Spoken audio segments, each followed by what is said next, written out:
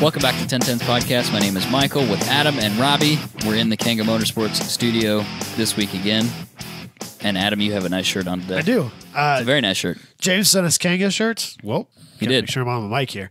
And because James is an understanding human being, he got me my own hefty tee, Robbie.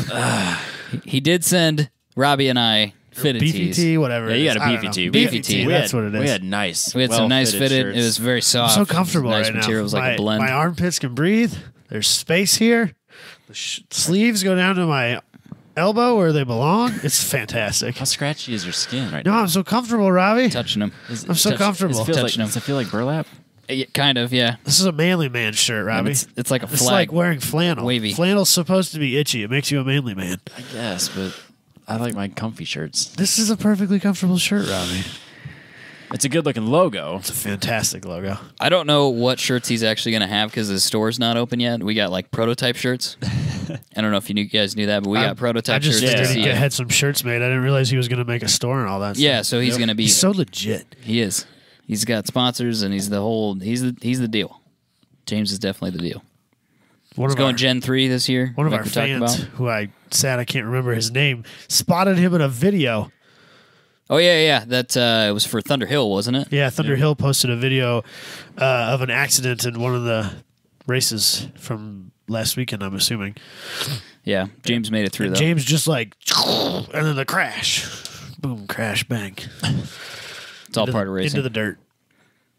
So anyway, when that comes out, we'll let people know. But in the meantime, we've got some Kanga Motorsports shirts, and I have that hat, which he did a limited run of. I don't know if he's going to do those again or not, but Those so are nice hats too. yep, there'll be some of that stuff in the future. But anyway, for this week, shall we jump into Adam's opener, presented by Factor Fabrication? Yeah. So anybody who's listened to, more than 2 shows of this podcast is pretty well aware that sometimes we're maybe a little overly critical of the SCCA and its ways Sure. as an organization, not every once in a while. So here lately, we're going to talk about some other podcasts real quick. Sorry, this has to happen. But Hayward Wagner, who is I'm going to mess this title up. I believe, if I remember correctly, it's something about Director of Experiential something or another's for the SCCA. Okay. So basically, he is the guy that is organizing events or is marketing events like Track Night in America Okay. and stuff like that, which I don't know if you guys are too familiar with at all. A little bit. But he was on not only our friends Adam and Austin's podcast Slip Angle, but also with our friend Ross Bentley on Speed Secrets. Yes. It's here recently, and so I listened to both of those episodes, and he's got me really excited about some of the things that the SCCA is doing right now, which is a weird place for me to be. So, But they need that guy, though. but I think that they need him to be So this guy, getting us excited. he fucking gets it, man. And so his thing is that he's been in the SCCA, grew up in it. He's ate, slept, and breathed it. He's filed bankruptcy and been divorced because of it. He's done the SCCA thing, right? He's the poster child. Yeah. He's gone to 20-some solo nationals and competed in runoffs and the whole 9 yards. So he knows what the SCCA is all about as it stands, or as it was, that frankly walled garden situation that it kind of is. The joke is that it's the secret car club of America. Right. And so he is attempting to make it more of a inviting atmosphere for people who aren't necessarily looking to compete at a national level. It's one of the things I dislike about the solo rule book specifically. I feel like it's written for 1 week a year. Yeah. and a handful of competitors. Now, granted, there's 1,300 plus people that compete at nationals, but that's nothing compared to the 10,000 plus people who compete at local autocrosses every single year. And writing that rule book for those small people that week seems weird to me. I feel like you could write a rule book that's a little less confusing, a little more inviting, but they're all designed for parity, right? They're all designed to make things equal. Mm-hmm. So one of the new things that they are introducing is their TT stuff. Now, our local region and a group of other regions around here is doing that MyDiv TT. Yep.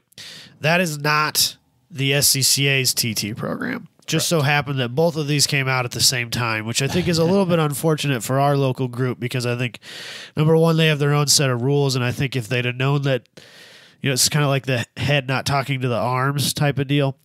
If our local group would have known that SCCA was going to push TT this year, I don't know that they'd have bothered making their own rule set. They probably would have just waited for it, Right. But it is what it is. I'm sure it could be changed next year or whatever. But specifically, I want to talk about their new TT program because Hayward was talking about with Adam and Austin about how that rule set is specifically designed to encourage and allow creativity of the competitors, which is something that the rest of the SCCA rule books are very much not written for. Right.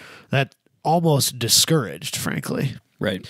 And it's one of the things that I think a lot of us, people like us, dislike about those competitive bodies. And this TT thing, he flat out said, we're not trying to write a rule book that allows everybody to be competitive. Those people who want to win those classes, they can open up that rule book and they can make the decision, what car do I need to buy and what rules can I exploit to be the fastest person in this class? And that's fine. If you want to be that guy, you can be that guy. But if you just want to go out there and enjoy yourself and spend time with your track buddies at a track and work on improving yourself, your car, keeping track of your times, having fun, being creative with your build, this is where you need to be. And I think that that's important for the SCCA to have because that allows people like me especially a place to be. So I'm excited about it because it's not spec racing. Right. Yeah. Yeah, and that's why the SCCA solo rulebook is what, 800 pages long? It's because Yeah, it might be longer. they continue to try to make more and more classes and more exceptions to try to make the playing field equal. Yeah. And at least in my experience, which is why we now have, what are we calling our XP class? XP nerds now? XP nerds. According to Booney. Yeah, so That's why that we're seeing more and more people in XP because they just don't give a shit anymore. They're like, who cares? Build your car. My And car then, doesn't like you build a car, and a lot of people, if you buy a car and you start doing modifications to it, and you don't have any real intention of using it specifically for autocross or time trials or whatever it is that you're going to do, and then you're like, I spent all this time and all this money and all this effort building this car, and it's okay on the street, but it's really not. It's too much. It's not that much fun. I want to take it and do something with it. Well, I'll just go autocrossing with it. Well, I have this one little bitty part that is a normal modification for my car, and it puts me in this insane class. This is, helps prevent that. Right. Just build the car that you want, take it out and go racing with it, and, All that matters is first and foremost that you're enjoying yourself. Right. And secondly, that you have a chance to gauge your improvement as a driver, as a car, as a mechanic, the whole thing. That's, to me, what's more interesting than wheel-to-wheel racing. Yeah. And you could grow into, if you really wanted to exploit that class, you could eventually grow into that. Yeah. Look at, everybody develops. Look at James Houghton, for instance, Right. and the development of his car. Right.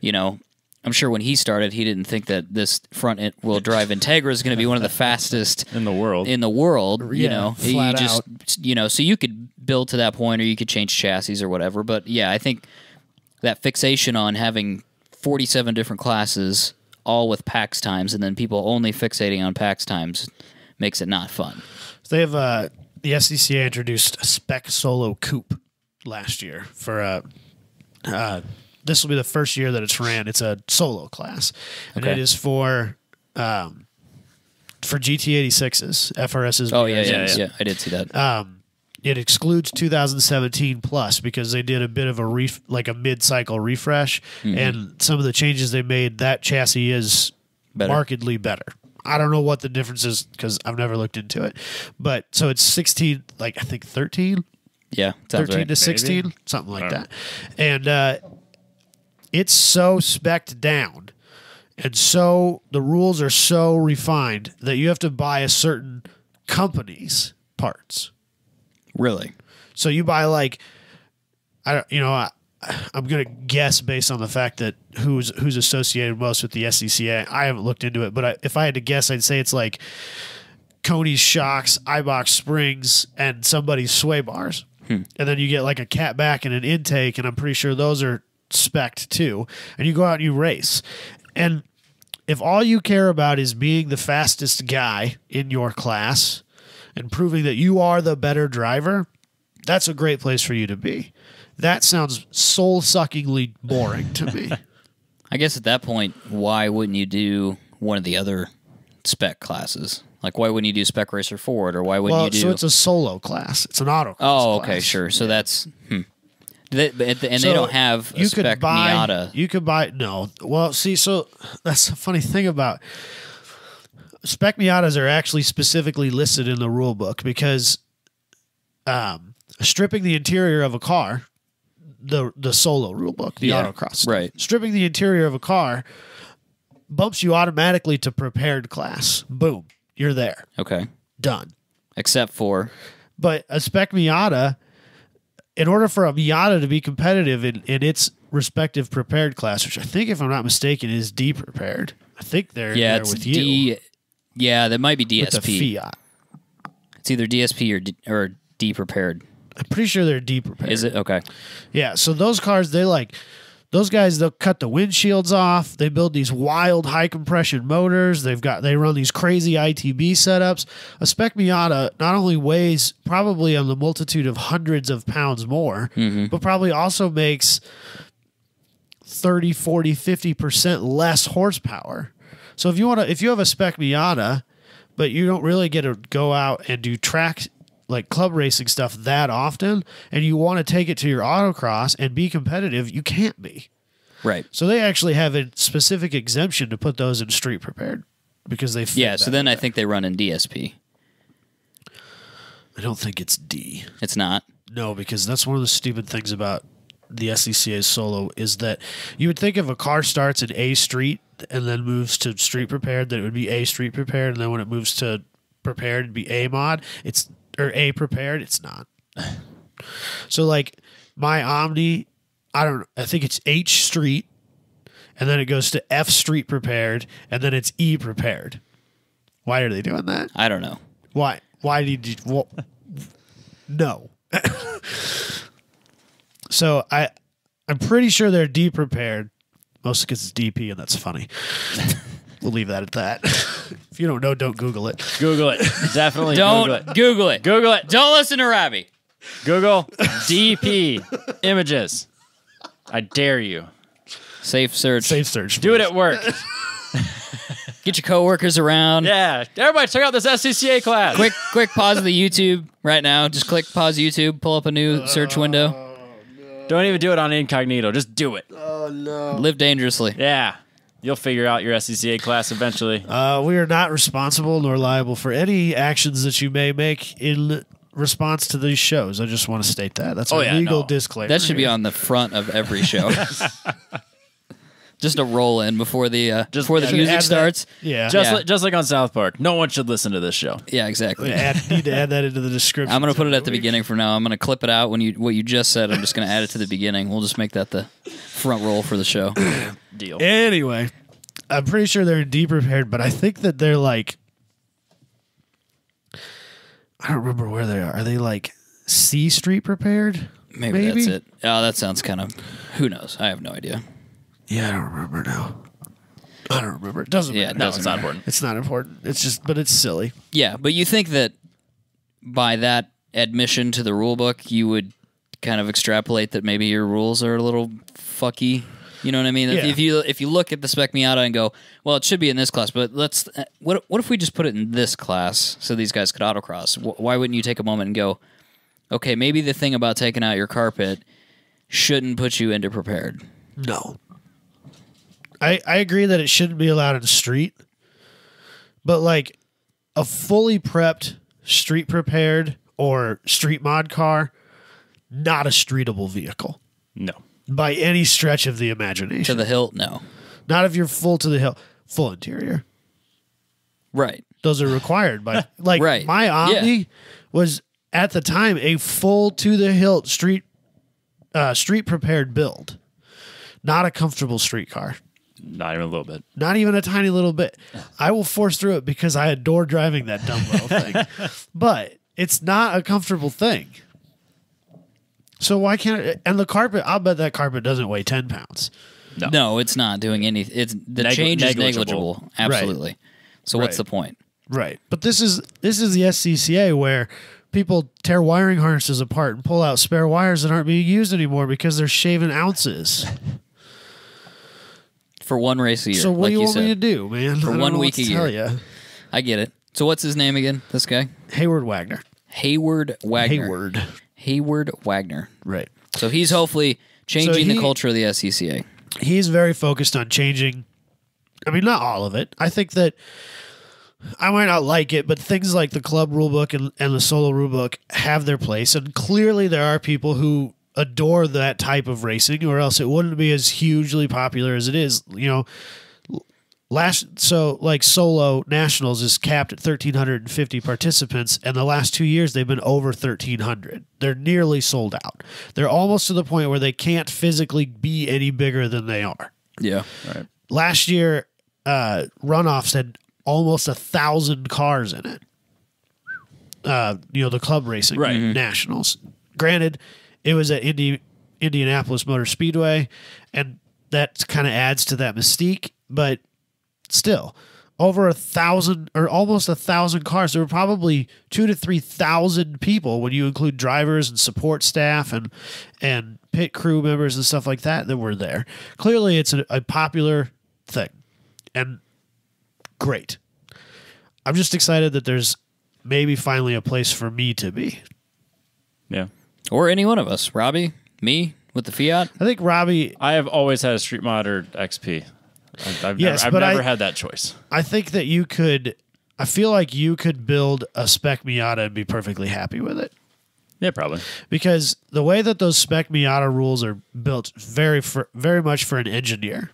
Yeah. Because you'll break open that rule book and you'll find places where you can shave a percentage point here and there. Like, I could polish this thing yes, here, and exactly. So that's and I feel like someday I would love to. Actually, and I don't not think necessarily Miata, but something.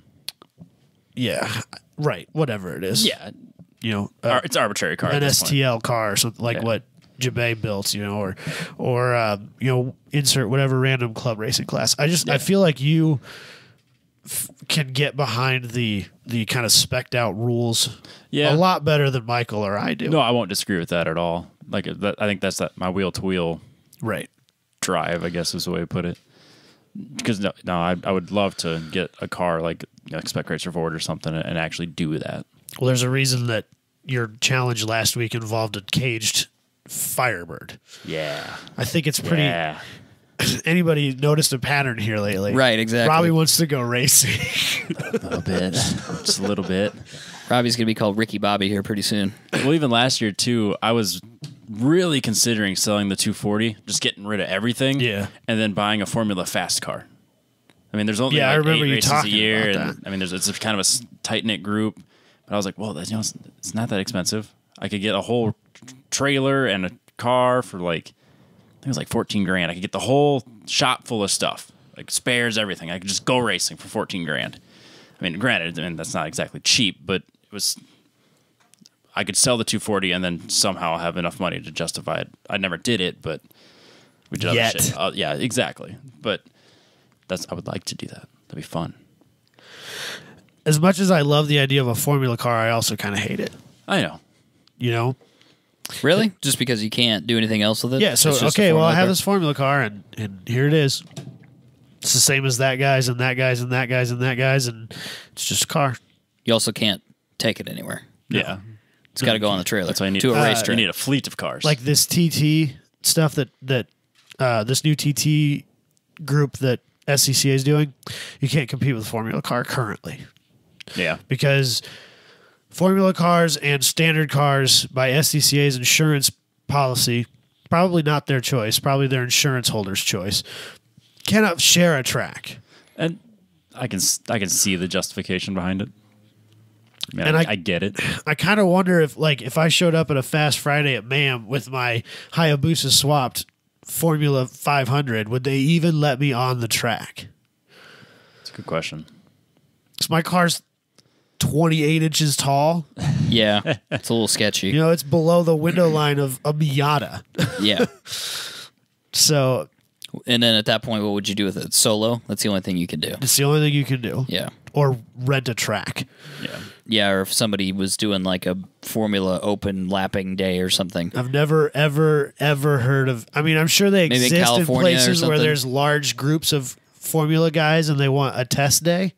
I'm sure that if you had a large contingency of Formula racers, that I'm sure that they might rent a track on a Wednesday, but it doesn't happen in Pacific Not- Junction, no, Iowa. it doesn't I can tell happen you here. that much. No.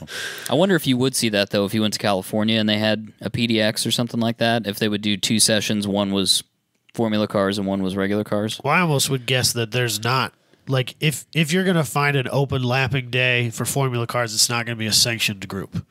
Oh, sure, yeah. It's just going to be a... like, you know, because those guys all know each other, and they probably have a Facebook group, and they were like, man, springtime's here.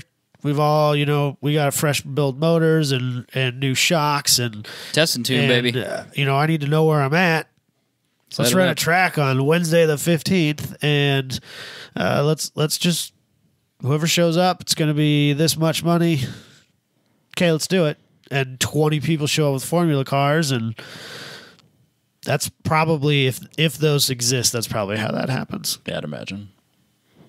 Yeah, so having a Formula car locally is not ideal from not a track ideal. time No, standpoint. not at all. No. Unless you're doing a series. Or traveling to race. Traveling would not be ideal. No. So Around here Grid either. Life has a super unlimited class that will allow tube chassis and Formula cars and stuff like that. Yep.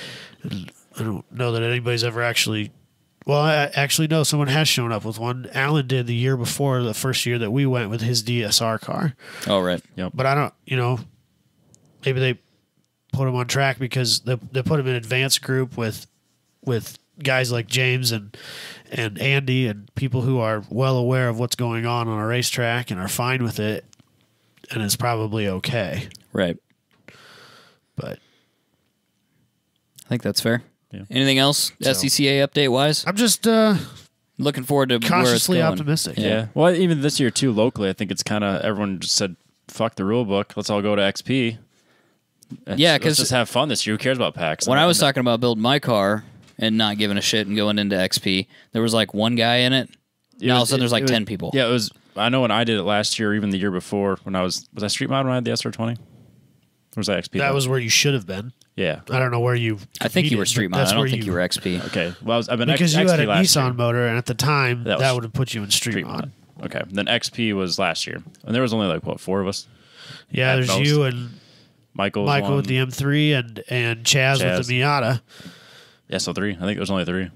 So yeah, this year it's like triple that. Should be fun. Just people that don't even belong there. That, Who cares? but that's It's literally just everybody saying fuck PAX. yeah. Like yeah, we basically. were tired of this. Yeah. It's just a class of people racing against each other for raw time. Right. I've never ever cared where I come in. All I PAX. care about is beating Robbie Veerhout. Right. So I'm in It's the XP. only thing I care I about. get that. Hate that guy. He's a jerk. Want to beat that guy for sure. And we've gone back and forth too. When we raced at Marshalltown, sometimes I took it, sometimes Robbie did. Yeah. It's been back and forth. Yeah. Once so. I had a car that was capable. Back in the day. When it had stocks, street tires and stock suspension. That was a slow car. Yeah. Yeah.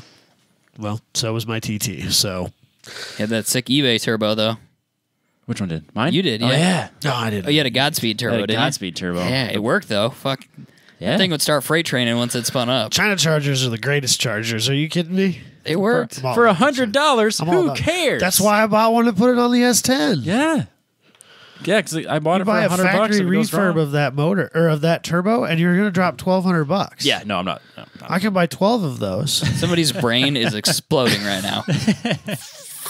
You can't use those. don't There's do it. absolutely a time and place for both situations. There absolutely is. And if I was seriously competitive and I was trying to build a real race car, I would no doubt be buying a Borg Warner or a Garrett or a Precision or something Absolutely. like that, whatever it might be.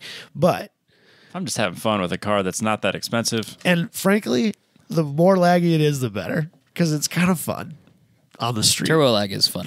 It can be. It's fun on the street. Yes. It's hilarious on the street. Nothing.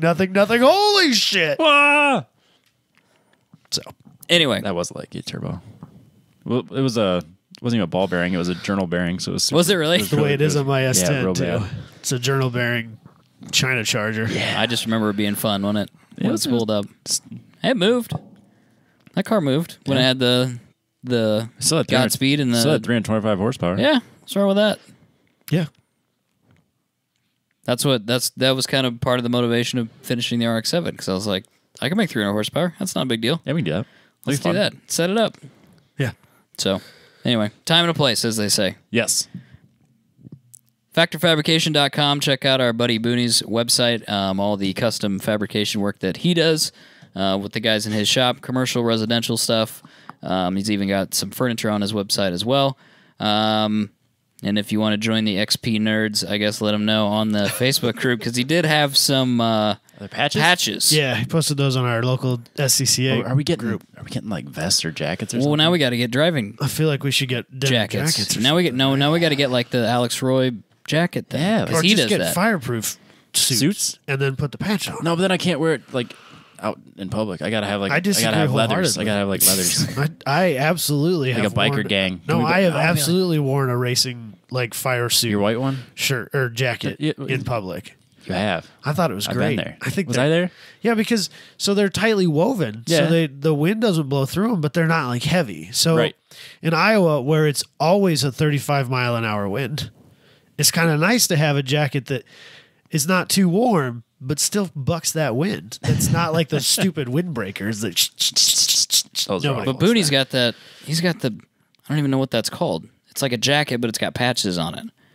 It's got to be a style to like it. a denim jacket. It's a No. punk No, it's rock not. It's thing, not isn't denim. it? It's definitely punk rock though. Punk rock. Oh, we should definitely do more. It's punk got rock like things. You gotta military. get like a Misfits Yeah. one. And, Yeah. yeah. Yeah. I don't know. Anyway, We could Patches we are could out get, there. We could get 10 leathers and have like vests. I don't know about leathers. That sounds weird. Assless chaps, maybe. Yeah, exactly. That's what that yeah, sounds 10 like. cents. That's where Assless chaps, that's where it's all this good. ends, Robbie. It starts at leather jacket, it ends at assless chaps, and nobody wants that. I'm gonna start it. I'm Whatever. gonna stay at the beginning. I think you guys can go wherever you want to go.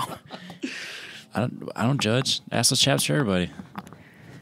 I disagree. Yeah, absolutely. You do not you, Robbie. encourage the use of assless chaps. If you go to an There's event, time and place. let us know, and we won't be there.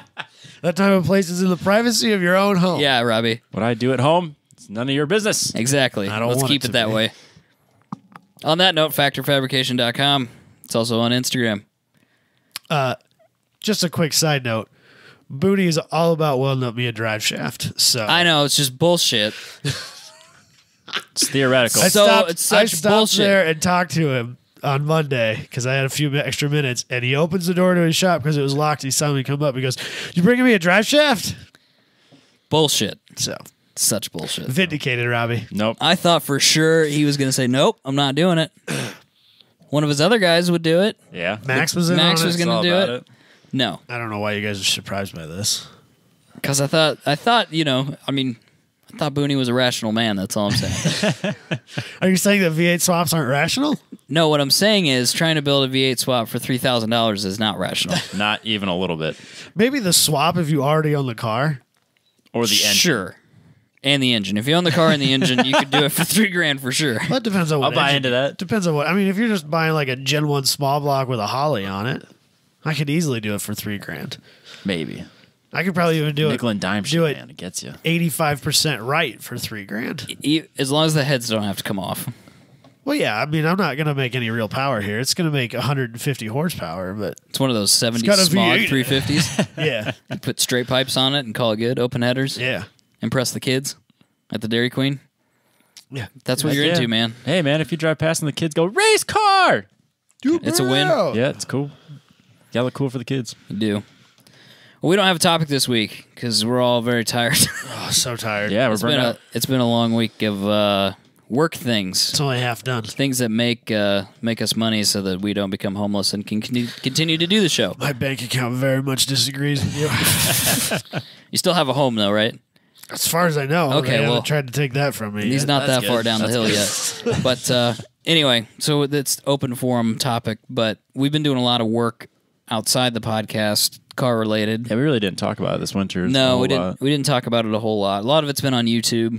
But Robbie, I know you've been doing a lot of work. You released a video today, which would be a few days ago now, about some headlight swaps and things. Yeah, that was kind of just I was just doing a bunch of shit in the shop, and I was trying to practice with the video camera. I did that like 3 months ago. What were you doing with that? Why'd you change the headlights? Just because you didn't like the look of them, or? Well, I had really like crappy, like I couldn't see very far, and there's like a million deer in my backyard, of course, all the time. So I'm just waiting for the time that one jumps out in front of me. So yeah, I don't know. My headlights have all the tabs are broken, so it kind of I'm holding it together with a bunch of like made up. Are those zip ties and stock shit? headlights or are those an aftermarket? They're stock headlights. Okay. But when I took the that bumper cover thing or that bumper support out to put the drift armor thing in, Right. the bumper support had to be recreated, which also means that the thing that the headlights sat on had to be recreated. So all that's really super weird under there. So I got that to work, and they're aligned, but those lights were never very bright. So Did you buy a new package, like a whole housing and the? No. The housings are all the same. Oh, okay. And then that whatever company it was, Kitty Hawk something or other. That's not true. Cougar Hawk. Something with a cougar. Cougars. I specifically remember the word cougar. I went with the cougar. Weird. Yeah, it's a thing. Anyways, Robbie's in a weird mood today. Did anybody else notice that?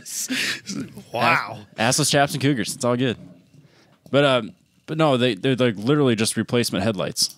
So they're the exact same part number or whatever light number, Sure. 9006 or whatever, and just swap them out. And the new ones are LED though. Yes, and they're Versus These aren't halogen. like using those projector headlights in a non-projector housing. He's not being no, that they're asshole. not. They're not shitty HIDs or universal kits. Like these are legitimate Right. replacement bulbs. They have with LEDs. Yeah, they have fans. I have four fans on my car now. Because there's two in your headlights. So how much does that light thing cost? $43 for each set. So I replaced the highs and the lows. So Oh, it was okay. like slightly. 80, 90 bucks. then. Yeah, roughly. Okay. I had a gift card, so I just used it for that. And it's a better color temperature. And it's a better light Yeah, dispersion. it's like it's a white light. It's not that halogen yellow. Yeah. So it goes a lot further. It's a lot brighter. I mean, I don't drive a lot at night, but the last thing I want to do is smuck another critter with my car. Yeah, no, I get that. Been there. But no, but it's almost the exact same price as the Xenons, the Yep. HID Mimic See, ones. those are the people who we don't like. The Xenon ones, not like the ones you get at Walmart. Yes. Oh, Because you're supposed to have reflectors. Those, Oh, on those you are? Those belong in reflector housings. oh, In- see, I in didn't know. I just know that they're projector super housings. bright, and these are supposed to be Nobody likes as them, bright, though. but they aim. Nobody likes that guy. Yeah, no, I get that. So No, I was impressed. For $43, I was quite impressed. they look good. Yeah, We'll see and the their video doesn't longevity, show it, but they should be fine. Yeah, the video doesn't show it very well, but yeah, the color is dramatically different. Like it's a bright white. So you got those, and then obviously you got your auto power bar finally, which Yep. I don't know if you talked about that on the show. Did I talk about? You were talking about you I were think waiting you on it. mentioned that you have it. Okay. Haven't really talked Yeah, maybe about you it. did too. Yeah, so I ordered it through FT86 because they. Don't expect for you to be able to do that at home. Yeah, that's probably That was I- kind of I a should- favor We have a deal. hookup. Yeah, I probably shouldn't advertise it that. Nah, such, it's but okay. It's FT86 Speed Factory. I have a friend that works there, Thomas, and said, "Hey, can I order this for you guys? You're a distributor. Go on their website." And he goes, "I don't know. Let's see if our sales department's down." So I sent them the part number I needed. They ordered it, and I ordered it on my birthday, so January, and then it showed up like a month and a half later, almost 2 months later. So I mean, but it fits perfect. Yeah. And to be fair, you probably ordered it at the busiest time possible. Oh yeah, everyone wants their cage now or their roll bar now. Right, in January after they've gotten past the holidays and now they're going, this is going to Tax start return. sneaking up, tax return, this is Yep. going to start sneaking up on me. The track track events and things like that. So I need to get this ordered. So I'm sure everybody else ordered it at the same time that you did. Yep. Yeah, but it was worth the wait. Speed Academy had an article that kind of walked through it step by step, and that's kind of what I followed when I did mine, and then did the video on it. And I just put it in the car, lined it up, drilled my holes, put my backing plates on it, and bolted it all up. Like it's that easy. It looked really easy. The video you put together, it looked like it just. So does it have that picture? Just from my perspective, a little small. So I'm curious. So on the rollover bar braces that go back, how does that tie in your car? It goes on the wheel well. It goes on the wheel well. So in that car, do the seats normally sit on the wheel well? No, they're on the inside. They're on the inside of that. Okay, Yeah. so you got a clear shot back to where they mount. Yeah, the only thing would be in the way would be the plastic. So I just drilled the hole through the plastic. Oh, That's okay, it. okay. And then do those have a bolt in them, or was that is that whole thing one piece? No, it's 3 pieces. So you got the what do you want to call it? Not the hoop. The rollover hoop. The rollover hoop, and then the cross brace, and all that, and then the seat or the harness bar. That's all one piece. Okay. And then you got 2 more pieces that bolt in that go to your wheel well. Okay. So those, when you put it in, then obviously you don't put those on immediately. You get the rollover in there, and then you put all that together and slide it back in and in place. Yeah. And you want to put it with it leaning backwards, not it leaning forwards. Because if it's leaning forwards and you can't tip it back into place because it hits the roof. Fair enough. And then you have to take it out, and then you scratch your vinyl, and then you put it back in. Really? Is that in the instruction manual, or was that? no, they Specifically stated, scratch your vinyl. Did it? Yeah, absolutely. Didn't say Robbie paint. Didn't say paint. Didn't say Plastidip. It said They vinyl. said you'll scratch your vinyl. Scratch your vinyl, so, right. So don't do it. Right. I get it. I get it. I learned the hard way. So like I'm banging it up against the shifter, and I'm like, I bet I can make this fucking work, and hitting the ceiling. I'm like, ah! So on those bolt-in cages, there's the plates have 4 holes in them. You drill through the car. Yep. Well, actually, it's 3 on each one because you got 3, okay. The corner is the right, the tube. okay, fair enough. So they're not wide enough for. And then 4. you've got another 1/8-inch plate that you put underneath it. Run your bolts down through. Tie it all together. They should all be 1/4 inch. The 1/4 inch plates. Yeah, Okay. And they all have grade 8 bolts. I can't think of the size. They're relatively large. Okay. Yeah, I mean it's freaking easy. It sounds exactly like the one I've got in my car. I think too. I think it is. I'm 99% certain that mine's an auto power. So I know the way, from what I've looked at, the way that mine installs looks to be the same as yours. Yeah, and your setup looks through about the wheel well and stuff like that. Your setup looks the same. Like the way it's made and the welds and stuff all look like when I remember looking at yours last year, the year before, whatever. Probably 2 years ago was the last time you saw that car. I specifically remember Marshalltown. We've been doing this podcast for a long time, Robbie. And my car's been broken for a long time too. Yeah, so I remember, And that was at Marshalltown. it looked just like yours. Same quality, same welds, stuff like that. So yeah, I think you have an auto power. pretty sure I do. I was impressed. Feel like your seats. Did you put the seat back in? Then Seats obviously went right because you've back. driven it. Yep, I've driven it a few times. Seats went right back where they should. I made my brackets for the passenger seat because it was the Sparco Evo 3, which is the American size. Yeah, Huge. 38-inch or whatever. Fucking fat. So I had to get custom brackets made, and so it's fixed. And I was afraid it was going to be too far back, and it Just barely. 1/8 of an inch, maybe. So, off but that bar. On this, it's okay. The harness bars on the auto power bar It's in the are bent. Yeah, Okay. It goes around the cross brace backwards. Okay. It's one piece all the way around. Yeah. Okay. Same with mine. Okay. It's around Just learning behind, stuff about. It's behind the diagonal bar though. Yeah. So your seats, Yeah.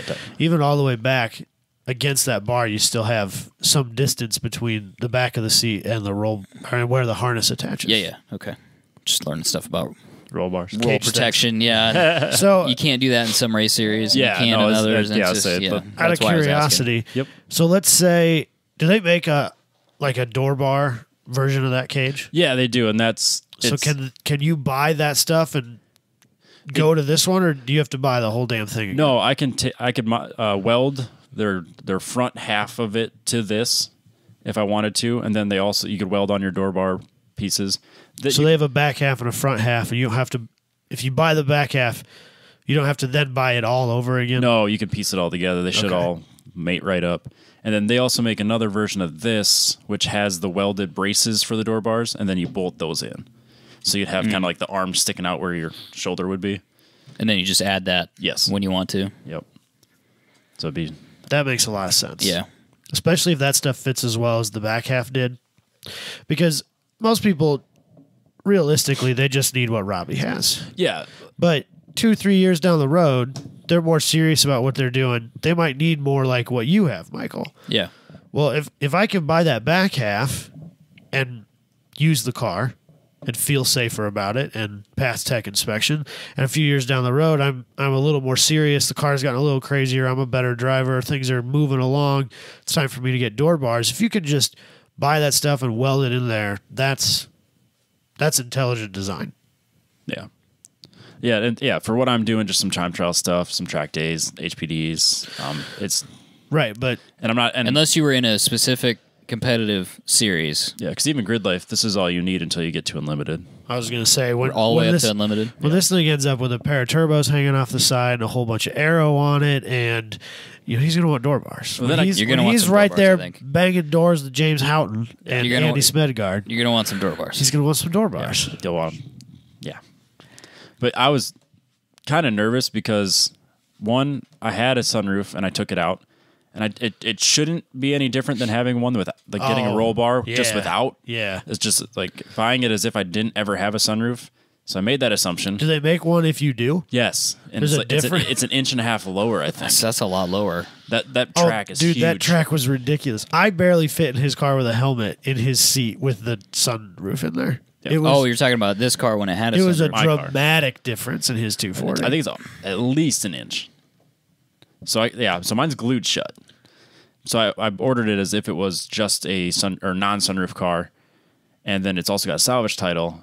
And I know it's been in way worse damage than they You were applied. curious what shape it was on I'm the like, inside. how straight is this car? It's 3 inches to the left on the Right, front exactly. corner. That's what I was afraid of. Like I'm gonna have to like have somebody cut it and make one piece longer. I was legitimately concerned about that. Yeah. But it fell right into place. Like I mean, if it's off, it's barely off at all. It's going to make you feel a little better about the condition of the car, too, right? Yeah. Well, that was it too, because like when I was doing my alignment, I'm looking back, I totally fucked it up. Like I was, Yeah. We've all been there. it's like shifted, and then Everything shifted angled- to one side, Yeah, yeah. then everything was angled funny. So I was driving, let go of the steering wheel all the way to the right. So I hadn't had a chance to fix that. So I'm like, well, what is it? Is my whole car messed up, or is my suspension that bad right now because I just screwed that up?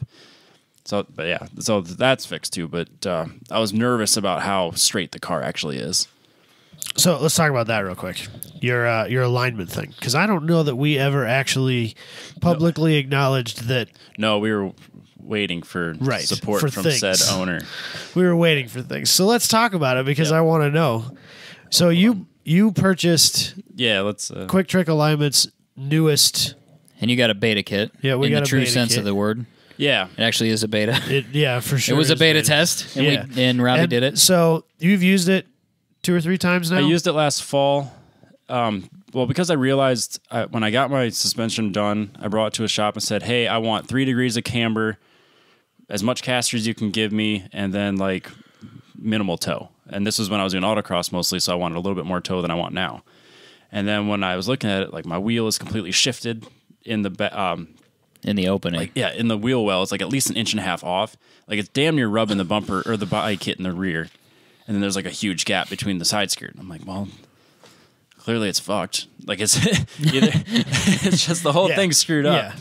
So after that drift event that I couldn't make it to because of the rain and my power steering pump issues, I went home and completely took all my suspension off and then centered everything. As you do. You know. I was pissed. As Robbie would. You can't. I needed you can't to go do racing something. today. What do? You put it up on jack stands. You just blow the whole damn thing apart, right? That's what you do. That or light a match. It was one or the other. So I went home and I pulled the suspension all off and got everything centered, like completely dead center in the Right. wheel well, and then tried to set it up from there. And then I didn't have it quite right, so the whole thing was the fronts were kind of shifted off, and then my toe was all screwed up. So I took it for a test drive. This is like November, and I knew it was off, and I never had a chance to fix it. And then last weekend, I went and redid the whole front end, and everything was fine. So it's actually driving straight now. It's where I want it. 3 So- degrees of camber. So and how does straight? how does that kit work? Does it work pretty well? I mean, is Yeah. it real easy to use? For the most part, I think it's kind of a learning curve. So you just kind of attach it to your wheel on the outside lips, Right. and then you use it's just I don't know, like an angle measure. What A level? Yeah, a level. A level? that's really all. Angle measure. that's the thing word. is That's all it is. It's bubbly. It's got a bubble and some liquid. I don't remember It's what a they're digital Digital level, level, yeah. and so it shows you the degrees. Right. So you zero it off the ground, and that's kind of tricky if your ground isn't really flat, like my shop floor, because if it has like ridges at all, it kind of throws it off. Right. So like or if it's angled to a drain or something like right. that. So yeah, your wheel could be sitting in a weirder spot than where you're measuring. So that kind of played into it. So you just measure that square to the world, or square to the car, and then you measure your camber off of that, which is super easy. But caster's a little more challenging because you have to turn the wheels to do it. So if you don't have the Those turn plates. you have to put tape on the ground, and then you have to turn it to the tape and measure that and measure back. And Okay, so there's a few steps, but it's not. there's a couple of videos on the Quick Trick website that kind of walks you through it. It's not that's the only complaint I had about the whole thing, is that they didn't have a really definitive way to measure things and like the good instructions. That's the only thing I would have improved on it, because you can have the tape measures that go from one side to the passenger side to the driver's side, and you can measure toe that way, and that's super easy. Then you know exactly the difference. And Right. again, if your one wheel is right, you can measure toe on the other one. But if that's off, It's all fucked they're up. both wrong. I learned that the hard way. Yeah. So it's just learning curve. It's just a matter of taking the time to learn the tools. And I mean, I've spent. Maybe we should make some turning plates. You can make them. They're kind of expensive if you just buy them. I know, that's what I was I Expensive, really, yeah. really, really, really want those hub stands that have turn plates built into them that Yeah. are for Flying Miata has them. DIY. Yeah. Yeah. Made by Paco Motorsports. Oh, At least really? the ones that Flying Miata sell. Those would be sick. Yeah, those would be super nice. Very, It'd make very it a helpful. lot easier. Because that's like. Then you can take the wheel so like, off. yeah. You take the wheel off, you can load up the suspension, and then you can make adjustments on the car without jacking it up. Yep. Taking the wheel off, Makes take total adjustment, sense. put the wheel back on, take the jack out, measure. Fuck, it's wrong. Yeah, Do it all over again. Yeah, so mine's super easy to adjust because everything's adjustable. I just take the bumper off and lay under the car. But yeah, I've spent probably 3 afternoons worth of tinkering to finally get it at least to drive straight. So, if you had those hub stands, that kit probably wouldn't work, would it? Because That you need kit the wouldn't wheel. work. No, you need the wheel on. You need the wheel on. Well, yeah, you need the wheel on. So you'd have to get the You'd Flying rather Miata have the plates. Paco kit. Oh, You'd have to get the whole do kit. they have a kit for? They probably do. don't I think they have a full kit for you. Yeah, Okay, that's a dumb deal. I didn't think about yeah, that. because that one's expensive. It's It expensive is. because it's better. I mean, legit. it's great. And if you were like real serious about it, and you're checking your alignment after a race weekend every weekend and Yeah. and shit like that, and you're dialing in a half a degree or a tenth of a degree of camber here and there to try and find another tenth of a second on a corner, it makes sense to own that, but yeah, not quite there yet. not we're too amateur for that. Yeah, and I wouldn't feel super confident measuring to that type of accuracy with these. I mean, It's too many other variables, including the ground. I don't think it's that accurate. Not to that type of level. Right, yeah. But it's definitely for like a DIY or anything that we're doing, drifters that just need it to be See, that's- somewhat in the that's- ballpark. I think that's the big market right there. Is It's drifter it's a guys. market that's untouched. I think. Yeah. Or that they don't realize each other exist. Exactly.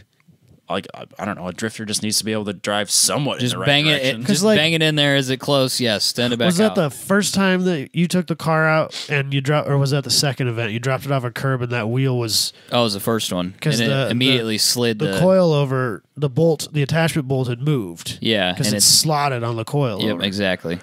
And I only noticed it because I looked at it and went, "Oh shit, that moved!" And so I jacked it Right. up and moved it back. Yeah, Well, I bet that happens all the time with some of those cars. absolutely. Constantly. And now I wish actually those Fortunes weren't slotted on the bottom because I have camber.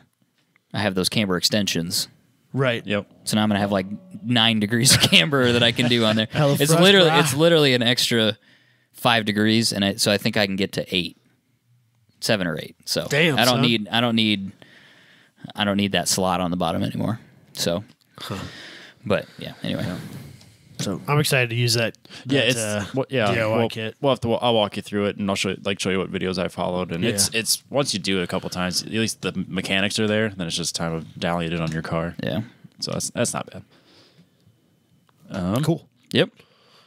Roll cage time. Roll cage update. Let's talk about Yeah. this roll cage. I have questions. So it's done. It is done. It is done. It needs I'm to be so excited. welded, but it's done. And I have done some of the welding because I'm confident. I'm now way more confident in my welding abilities. I'm not going to do all of it. I'm going to do the stuff that. Okay, so sure, secret. Nobody welds. Apparently, nobody welds the back of their anti-intrusion bars. Well, it's kind of hard to. It is kind of hard to. There's a way to. There's a car there. Yes, there is a way to do it if you weld them before you put them in. Which, Robbie, I don't think you have a picture of the anti-intrusion bars. So sorry. If you wanted to Google it, you'd find them. They go basically. So for those that are listening, the anti-intrusion bars go from the front A-pillar bar forward towards the firewall or the footwell. And basically what that's supposed to do is if you do get in a really bad wreck, you hit a wall or you hit another car or something like that, that front wheel doesn't come into your feet. That's all it's supposed to do. So it's supposed to be braced. You know, it's supposed to have a forward bar, and then it's supposed to have a brace bar, or it's supposed to be two bars that angle together to, you know, create a point. But the dirty secret is nobody welds the backside of them because the car, the chassis, but the car's in the way. Basically where your feet sit. Yep. It's in the way of that side. There's a way to do it where you fab them, you weld it, and then you kind of bang the bar in from the side. That's how I did it. So yours are welded? Mine are welded. Oh, look at you. Because I figured Fucking overachiever. the two options are don't weld the backside You can always have that and question just put them your in, head. or I can weld them, and at least there's a weld on it, Right. which is better than nothing. And so Right. I welded them. I welded some other stuff like some base plates and stuff. Just throw a little JB Weld on it. It'll be fine. A JB Weld cage. Same thing. We should try that. Have you seen that video with the duct tape? Duct tape cage? That fancy duct tape? They have a car and they tape an exoskeleton to it with regular duct tape. And they send it off a cliff and Yeah, I think I did see that. predictably it just explodes everywhere. And then Yeah. they put this like steel infused carbon fiber composite blah blah blah blah fucking Tape. blah Yeah. duct tape that I'm sure is like $18 a roll, and they throw it off the cliff and it quote does not explode, which I'm calling bullshit on. But It was better. I feel like even if you welded a exo cage to a car and then pushed it off any sizable cliff, it's still gonna just Destroy it to some extent. at that point the cage is not to save the car, it's to just hopefully keep it from killing you really hard. Yes. Just kill you Full-blown kill you. Just kill you a little bit. Right. Just some light maiming. So maybe like you could walk away, or you could walk out of the hospital, but certainly not away. Sure. That's fair. Yeah. So anyway, welded that. I welded a few other things, base plates, tubes to base plates, things like that. And then I'll have the full-blown certified welder come in and do all the upside down stuff for sure. I'm not doing that. Oh God, I never thought about Yeah. that. Would suck. Yeah, I don't want to mess with it. The guy that's been welding for 30 years, he can do it. But one thing I will need to do on this, a lot of the stuff's not welded together. If you're looking at the video, the A-pillar bars and the halo, Yep. those are going to have to come down, and they're going to have to be welded on top and then put back up, which is pretty common practice. So we'll do that, and then That's one of those things I've always like wondered about. Yeah. Like So what you do is you do that, you get it all fabbed up. You know, you might do some spot welds and things like that, and then you take some braces and you kind of brace it, and then you break your spot welds on your halo, and then you break your spot welds on your base plates where your A-pillar bar is attached to your frame or whatever you want to call it on a unibody car. Break all that out, and then it'll drop down, and then weld the top of it, put it back up. You can weld all the rest and of it then then at that build point. from the top down. Yeah. Welding it back in. Yeah, and then you can see on here too. This is all stuff I've learned. This has been an amazing learning experience. Yeah. Jabay told me that this would be really good for me, and it is good. Learned about fab and bending tubing and angles and screwing shit up and all that. Don't think that I did this, without issues. I had a lot of problems and have learned a lot. But so I learned on A-pillar bars. I really wanted those really far forward because it seems to make sense. You want those as far forward as possible so that it matches Out of the your outside line of the car. sight and Right, it's makes out of the way. ingress and egress easier Yeah. and probably is safer. Yes. It's not that straightforward, though, because you still have to weld stuff to the A-pillar bars. Right. And so for it really to be safe, you need to be able to get, again, Behind access to all the way around it. Right. So you can see that that's probably as far forward as you could possibly go on those A-pillar bars. And actually, I saw... How far? I mean, Oh, we're talking to the sill where the door is.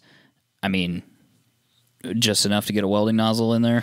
inch, maybe Yeah, two. yeah. The A-pillar bars on there, I think if I was going to make those instead of using the Jegs ones, I would have maybe made them a little bit different shape and gotten them closer to the angled part of the A-pillar, but I mean that's why people put gussets in. That's why some people put huge gussets on stuff. Yeah. But I mean that's not bad. A lot of times I feel like those are almost put in because they're stylish as much as anything. Yes. Yeah. I think in a lot of cases they are. Yeah. But so it's all weldable. Just just working through it. It's one of those things where I said I'm not going to rush it. Just going to kind of work through it and figure it out as I go along. And that's why I was asking about your harness bar, because in the rule set that I read, you can't have your harness bar curve around like that. Oh yeah, It's got it. The rules specifically say that your crossbar and your harness bar have to intersect, and one of them has to be a solid piece. right. So one has to be solid, the other one has to be welded to it. Doesn't matter which one's which, but it has Probably to. easier to be the harness bar. Yeah, no, I didn't do that, but So I did it the other your way. angle bar is a solid piece. No, that's the way that if I was going to do it again, I would do the angle bar as a solid piece because it's easier from an angles perspective to figure that out.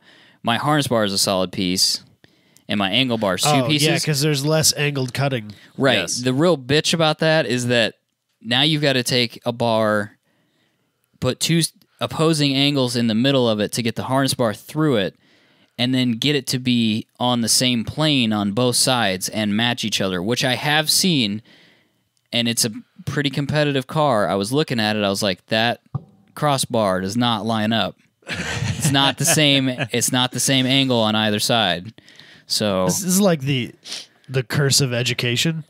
yeah, but I think Now really, that you know these things, Yeah. you are going to see this shit and you'll be like, are you fucking... that fucking cage is bullshit. Like, that's gonna be my life now. I spent, past I text. spent weeks You building... passed that? Are you shitting me? Yeah, I think there's more of that than maybe everybody would like to know. Oh, it's I kinda- think I've- that's absolutely Yeah, the There's no case. question there. So take that with a grain of salt. But I did learn something, and I will share it because I think it was one of my more major failings, and I'm fine with telling everybody about it. So can you go back to the one where we're looking at what is the dash or was the dash after it was decimated? That crossbar, I moved it. It was Yes. down farther. It was below the column because Right above your knees. not right above my knees. It was below the column, which is still pretty far away from your feet Okay.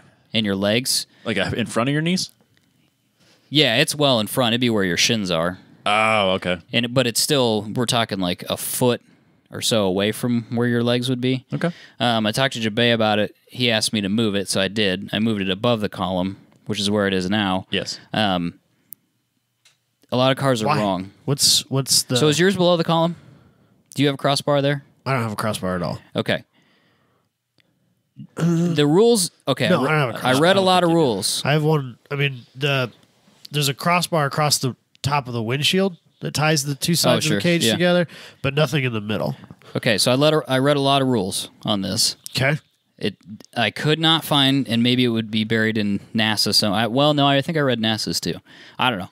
It's probably Spending a lot somewhere. of time reading some real riveting material Yes, there, aren't you? but I couldn't find anything that said specifically you could not have that bar below the column. Okay. So What was Jabay's reasoning for it? he said that he knows a guy that got in an accident with a car that had that bar below the column, and now he walks funny. I could see it. So I said, okay, yeah, I I'll believe move it. that. I don't have a problem with moving it. The only problem with when you move it is it's in the dash, which Yep. is a shit show of who knows Are exactly you what. going to put a dash back in there? The dash has already been back in it. Nice. Really? Yeah, I put How the much dash of in, that took did it you out. have to clear out? Not that much because it's kind of all unscrewed. But I will not own a car that doesn't have a heater core in it. I forgot about that. So, but it's in there. It runs through where the vents, like the top vents, in the center of the stack. Yep. Center console, yeah, whatever you want to call it. It kind of runs through there. Okay. So that shit doesn't connect anymore, but at least heat will come out of places if it's 30 degrees and raining like it has been. It seems like every time I take my car out. Heat will come out of the dash area. Oh, that's amazing. But, I can't believe that you spent the time to Dude. build a dash bar around your heater core. But it is so, and I couldn't find a rule specifically that said that bar couldn't be curved, but I didn't want it to be. Yeah, I wanted it Just to be because it'd be straight. harder. Well, I would think, wouldn't curving it Well, in theory, make you it could. less structural? Yes, and so I wanted it to be straight because if you that's, did get hit, that's to prevent, like, if someone T-bones you, Yeah. that's to prevent the whole thing from Collapsing. pancaking. yeah, and so I wanted it to be a straight bar. Yeah. So I made it work. It's gonna work. And I had the dash back in. I had the gauges back in it, which wasn't a huge deal if you own a Sawzall. You just kind of make it work. Well, I own 2. I'm There, fully you prepared. get to 2 hack people in there to dash. hack some shit up. So it'll be good. But got my door bars, got all my bracing, got all that stuff. So it's good to go. I think maybe next year, if I'm not Ecotech swapping the Fiat, I'm going to Foreshadowing. I might get a dimple die and do some gussets, and I might do some other gusseting inside there to add some stuff, but not doing anything this year. That's going to be way overkill for what I'm doing this year. So if I want to add some stuff later, it's not that big a deal. Add a couple supports. I'm excited that you are, we'll say, capable of welding Yeah, to a fair degree dude. now. It's fun. I'm excited about it. I feel a lot better about it now. I think the problem is in the past I was trying to weld sheet metal, which is Way A real different. sucks. Way different. yeah. You give me some Yeah. plates though and some tubing or something like that, I could we weld can that shit fab together. shit now, though. Yeah. No, I know. This is, but it's a curse. It is absolutely. It's a blessing, though. Yeah. Too. In the sake of transparency, there's a Fiat in the shop that doesn't have an engine in it, and there's a Fiat in the race trailer that next year will not have an engine in it. Wait, what? Yeah. You have? The green Fiat. Yeah. It's not back Oh, I together. forgot about that car. Damn. That engine's at Okay. Carl's, actually, because the engine guy at Harvey's quit and went to Carl's. And my dad was like, do you want to take the engine with you? And he said, sure. So Carl's has a Fiat engine now, which I don't know if anybody knows what it is, but it's there. And it's Why is that motor missing half? they're the just like, yeah, cylinders? where's the rest of this motor? Did they cut this in half? Is this like one of those cutaway blocks? What's yeah, going on? they're very confused, but it's there. So I have no idea when I'm getting it back, but it's up there. But Why yeah, is there going to be not a motor in the race car? because I'm going to cut the front end off of it. Okay, that's what He's going to fab up some shit. I'm going That's what to he's I doing. just thought you were going to say. Yeah. I'm not going to quite cut the front end off, but I'm going to cut a lot of the front end off. And then I'm going to replace it with tubing. And then I'm going to put something in it. I haven't decided what it is yet. It's probably going to be an Ecotech or a supercharged 2 The liter. nice thing about doing stuff like that is then you can buy like circle track shocks and stuff like that. And Yeah, exactly. Make it so that you can actually do things. That's part of the motivation, too, is that That's a unibody car, right? Yeah. That's not frame on body. no. Damn, Nope. that's a bum deal. No. Talked about that. Talked about putting it on an S-Chen chassis. Talked about some I've other- got just- one of those. I know. Talked about it. It won't work. Not practically. So anyway, just my new thing for 2018, 2019 is just going to be cutting shit apart. Let's body drop Replacing the it with S10. tubing. Let's body drop the S10. Screw it. Let's do it. Set it up. I want to put a 4-link in the back of it. We'll body Whatever. drop it. Get a Let's kit. do it. Yep. No, we're gonna fab it.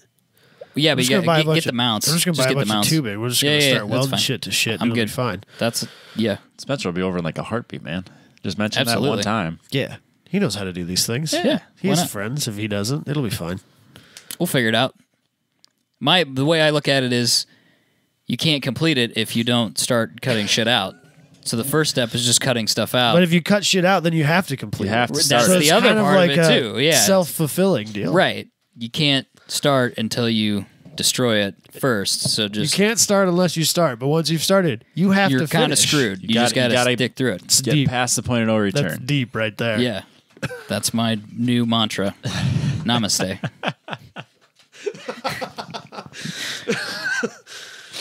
Wow. Yeah.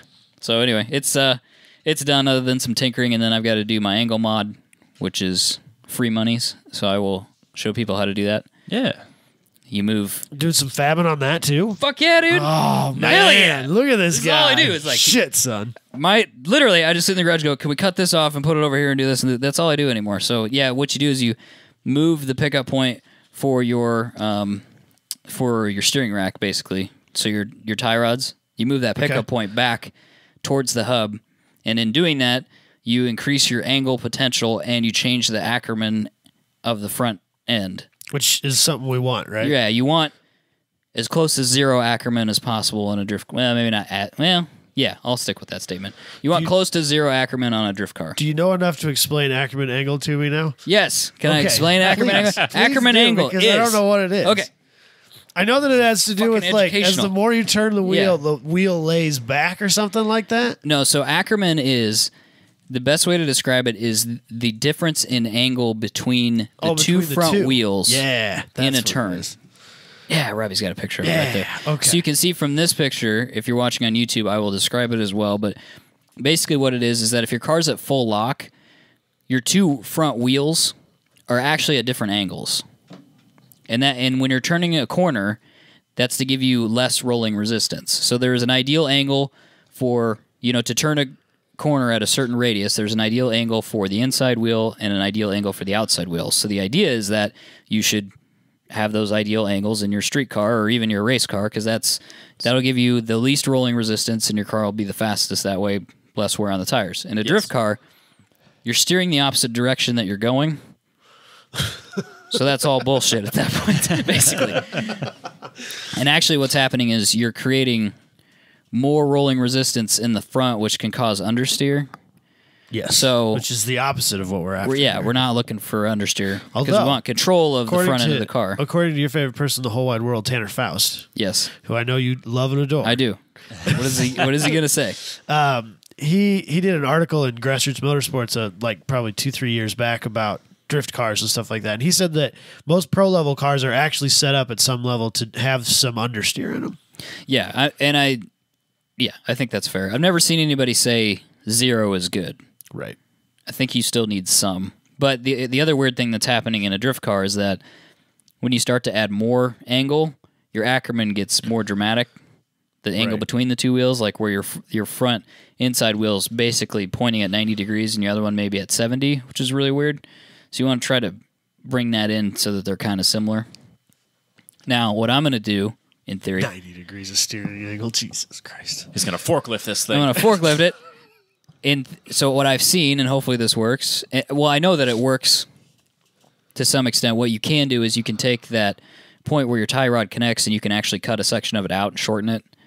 A lot of people do that. What I'm going to do, and I've seen somebody do it, is you can actually add a piece of tubing, more or less, to slide that tie rod through to make a new tie rod connection point without cutting it. It's just farther back, and then you brace it with steel plate or whatever. I'm going to try that first and see if that works, because in that case, you would have two tie rod connection points where you could have like a road race setup and a drift pickup point, and then you would just need to adjust your front end alignment to make that work. That also sounds stronger Yeah, it could be. than cutting a tie Yeah. rod in half. Yeah. Oh, I mean, Yeah. Well, yeah. So I know it's a common practice. yeah, on that drawing right there that Robbie's got, you see those two things that point down and then actually connect to the tie rod, which in this case is like the steering rack thing. Right. That's what you're shortening. So Okay. that angle, that piece that the tie rod actually connects to, is at 90 degrees to the hub. This is way too technical to talk about as a radio show. Especially for us. Right, 'cause your we're hub- complete total morons. Your hub is at 90 degrees to this tie rod connection point, and then your tie rod ties into that at 90 degrees. And so what you're doing is you're actually shortening that connection point. You're bringing your tie rod connection point closer to the hub, and that's what changes your Ackerman, and then changes your angle as well. So now your potential angle is greater, and you can add length to your tie rod in order to increase that angle as well. it took me a minute to catch that because like mine's the opposite. I can just unscrew everything and move the whole wheel out, and then I would just need longer tie rods. Oh, you can do that on yours? And I got fully adjustable everything. I could add like 4 inches just that's by crazy. unscrewing. That would shit. make hella gap a lot easier. If you could just slide the Yeah, whole wheel definitely. out 2 inches and then, add some camber. tip it way in. I mean that's what I was Way out, Robbie. Way Oh, out. Out. in, out, whatever. Out. Well, that's what I was doing last weekend. I was struggling with that because I wanted to get 3 degrees of camber, so I had to have the bottom. I had to move the bottom of the wheel out to get the angle I wanted. So it's just the whole thing. Yeah, and to fix that on my car, I've got these like 1-inch thick steel plates that they actually extend the A-arm, and it's going to lay those over. Yeah. And then I can pull some camber back out at the plate, which is what I need to be able to do to have it kind of be somewhat adjustable. So that'll buy me some more room so I can have more adjustability at the top both directions. So, can you run out of steering rack? Oh, yeah, yeah, Is that a thing? yeah. So, what do you do then? Different steering rack, I guess. Like, is there a box that everybody goes, like pro cars go to? Do you know, or like? No, I've not quite gotten that far yet. I know guys start changing the tie rods, and they'll do the tie rods that are bent. You know, the ones that kind of form to the, I don't know what exactly you're trying to avoid in their suspension parts, basically. The tension rod? No, Yeah. he's the tie rods are actually bent to like My tension rods are bent. right, but I think on some of those drift cars, those tie rods are curved to clear Yeah. Go around your wheel. suspension parts. Yeah, I think they go around the, like the shock. Yeah, I think that's Shock what they're- mount. I think that's what they're avoiding. Yeah, they're literally curved in the middle. Because what happens So is you rotate, when that 'cause goes eventually out, that tie rod's going to hit something. yeah, when that goes out, that And that tie rod curve moves goes towards the back around of the car and starts to move towards your suspension part. So if it's curved, it won't hit the suspension. It kind of curves around it, so you Yeah. can get that stupid angle you get from like the WiseFab kits. Right. So sick. Yeah. I have Yeah, no it's- need for it, but they're so cool. They're pretty cool. They look cool. They're cool. I just They're don't. I fancy. just can't spend $3,000. That's the thing. It's insanity. If I can build it for like $20 in metal parts, I'm gonna try it. Just try that first. Worst case scenario, I know how to shorten them, or I could send them to villains and have them shorten them. Yep. So, how many people do you think are cruising around in their show cars with WiseFab kits on them versus drifters who have $20 in metal parts and a welder? More in the first category. I mean, I kind of wonder how many of those kits that they sell actually end up on like serious amateur level drift cars. Do I don't know where. anybody that we know have WiseFab kits? No. Or is everybody just doing like either cheap or homemade angle mods? Well, I that think we know. Villains, their angle mod, which is just modifying the stock arms. What's I think Villains? Villains Drift. Okay. That's just the name of the company. I think make- their angle mod, yeah, they're like more kind of like, I think they started out in like a guy's garage and now it's a Right. little bit more legit, but it's still kind of that. Right. Like they're building drift parts for normal people. I think theirs is like 60 degrees or something like that. I mean, it's quite a bit. And it's $300, $400. See, I just wonder, like, some of these companies that build those crazy parts, like WiseFab, Yeah. or like Veris or Voltex Yeah. body kits and stuff like that. Like, Who's buying this? who's buying this? I don't know who's buying WiseFab Yeah. angle kits, to be completely Yeah. honest with you. I don't know if I've ever actually seen one in person. I don't think I have either. But Well, no, I have, but it's been on Ryan Turek's. Yeah, yeah, 86, and he got you it know. for free. Yeah, That's the That's- thing. All those, that's what I'm getting all the at. sponsor drivers have them. yeah, and they're all of them. at worst they're paying cost for them. Yeah. So, who actually buys? That's what WiseFab? I'm asking. I don't know. Or do they end up on BRZ show cars? Or maybe guys down in Texas that take it a little more seriously. Maybe they buy them. California, places with a little more money. I guess. But yeah, I've had that same thought too. I'm like, almost everybody runs WiseFab in pro. Who actually buys WiseFab though, for them to be like a company and not a nonprofit organization? Yeah, man. There's a lot of companies that I look at them that way. Like, they build awesome stuff, but it's wildly expensive. Who's buying this stuff? Yeah, I don't know. Not sure. But anyway, I bought Zach Burt's wheels. I don't know if I ever talked about that. You mentioned a little yeah. I know you drove over there. I Yes. assume that's what you did was Yep. bought. So I've got those. I've got 2 sets of 17s now. I've got tires. I'm probably going to buy some more tires, and I got stuff. Is there anything else I need to do? I built that bash bar, which was just kind of like I'm going to build a bash bar, and I built a bash bar. Dang it. You gonna build one for the front too, or Yeah, I think so, but I'll probably do that next winter when or you something. tube the whole damn thing? Yeah, when I turn the whole car into tubing. Like Bert's front end, which is really cool. You just That's- unbolt it from the shock tower, and that front end just comes Yep, off. I will be doing that at some point also. That's cool. But That's rad. yeah.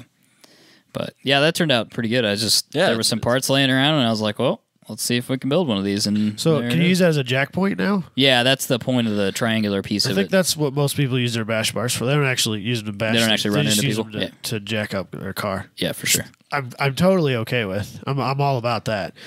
I'm one on the back of the Omni for when I got to change wheels at the racetrack. Yeah, and it's stuff. super handy. Makes sense. And the bumper fits over that one. Perfect.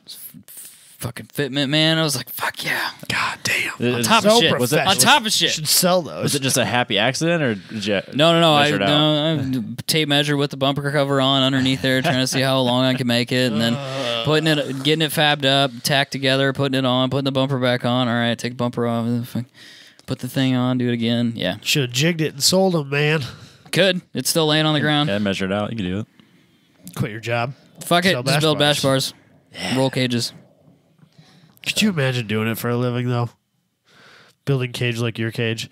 I mean, I suppose you get More efficient. 5, 10, 15 under your belt. You're just going to Yeah, and knock those, them out. But yeah, damn. and you know, like Travis, those guys, he's got a master set. You know, he goes in there and this is my RX-7 set, and he bends it up and Right. off he goes. Right. Pre-notches it, whole deal. Tack. Yeah, there are ways to build cages more efficiently than what I did, but I didn't know what I was doing. I mean, Yeah, you gotta it start worked out somewhere. fine. Yeah. You Well, I absolutely mean- have to start somewhere. I think, given the fact that, A, you certainly were not a proficient welder at the beginning of this, No, nor master fabricator, definitely not a master. and you had no idea what you were doing, Yes, I think it turned out really, really nicely. Yeah, it's Yeah. super It good. looks good. It seems to fit well. Clearly, you've put the time into making sure that it's going to fit all of your possible racing Needs. sanctioning Yes. bodies. I mean, What more can you ask for? a lot of people have done a lot worse. That's for damn sure. And I knew where my limits were. Like I can't do that. I'm not doing it. Yeah.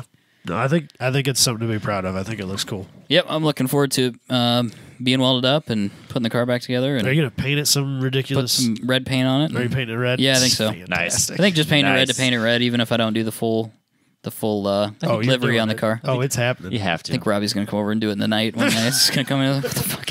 Oh yeah, when he says he has a night cut, I'll be like, hey. Yeah. he Oh, doesn't- he absolutely. doesn't really have a night cut. We're coming over.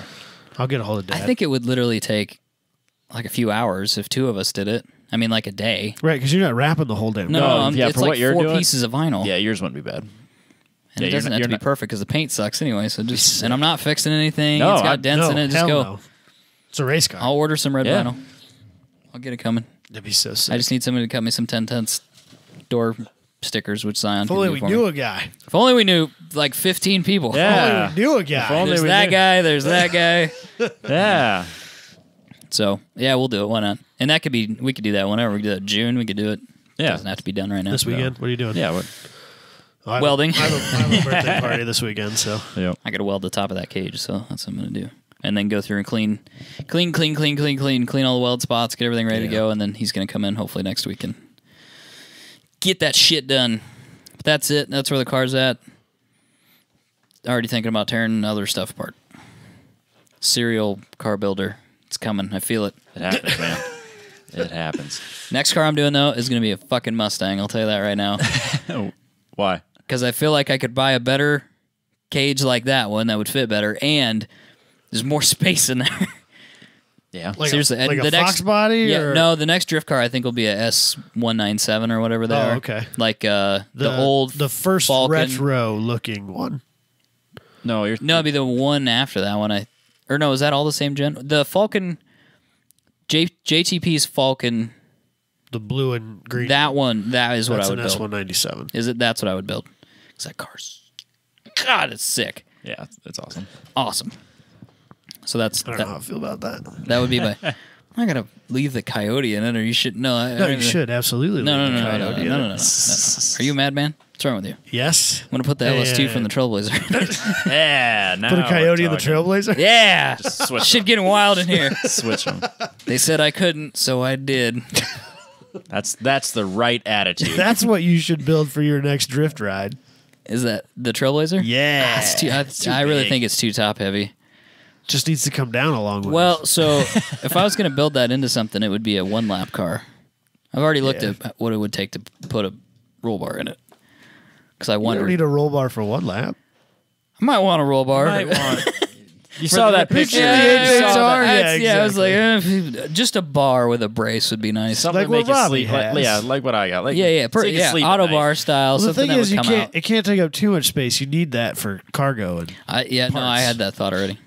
Been down this road Can you have trailers in one lap like you can with Drag Week? I don't think you can. I think you can because you? the aerial. Yeah, added it. they did, didn't It's they? small. It's small. Yeah, It's no, even- they have a regulation the- size, I'm sure. not the Ultimate GTR, but the Ultimas had The better one. the slower ones had the little. The slower GTRs, the They had Just smaller the one. driver, frankly. They had the little motorcycle trailers behind yeah, them. yeah. Yeah, I wonder if you can only do like a 2-wheel trailer. or I'm if sure. It's gotta be. I'm sure there's a size limit, just like Drag Week. Hey, if you could pull a gooseneck behind your GTR, Have at it. go for it. I feel like that should be what it is. Like whatever your vehicle is capable of towing, You can tow that. I think that's fair. Seems reasonable. You couldn't do that Drag Week because those things. I mean, Yeah. No. they make like 1 million horsepower and about an equivalent amount of torque, and they don't have any brakes, so I don't know that you'd want to tow. Yeah, probably not. A lot of drag cars don't have brakes. At least with one lap, those cars have good You brakes. could get brakes. Anyway, that's it for me. I got brakes. Yeah, there you Yeah, go. You got I- some brakes. I replaced my rotors with DBA rotors, and then I also got Power Stop track pads. They're quite grippy. Yeah, I Did it scare you? I went out to seat them the other day after I installed it. Well, I've installed it a while ago. But took them out to seat them and get everything ready. And I just did the 60 to 10. What do you call that? Seating them? Yeah. betting. Betting. There we go. Betting. Yeah, when I was betting them. So 60 to 10. The first time I did that, I just locked up the brakes and slid. Smoke everywhere. I'm like, oh, okay then. Right, gotta learn threshold braking. Little bit. now. Can't just smash that pedal anymore. Yeah. So they're better. Good. So I shouldn't have that issues I was having on the Iowa Speedway. Like where I was losing brake towards the Some end. real brake fluid in there and stuff like that. Yeah. But no, I mean, nothing too crazy. It's just, I replaced them. That's all I got. Did you figure out what you're doing? No, No. no. Those options we talked about are still out there. in the Nothing has realm of- changed in Okay. the last week. I'm mostly at this point. I'm waiting for my tax return to come in and everything in my world to stop failing, so I know what I have to actually buy. I get that. Because No more appliance failures? I have to figure out what I'm going to do about a fridge. Because right now a fridge is more important than a car. Dang it. Says the fiance girlfriend. Well, I mean, You man- always say you could sleep in a car, you can't race a house. So yeah. Well, a man gotta can only eat. live on Doritos for so long. Those little like Hormel. Throw them in Yeah. the microwave. They don't have to be. What the hell are those? They're like you get like mashed potatoes and beef, Oh, really? and they're okay. Even by my standards, Food like? even by my standards, they're just. I mean, they're tolerable. It's better. There's than, no expiration date if that's what you're asking. Yeah, So is this like rations then, basically? yeah. It's basically like a step above MREs. Yeah. Yeah.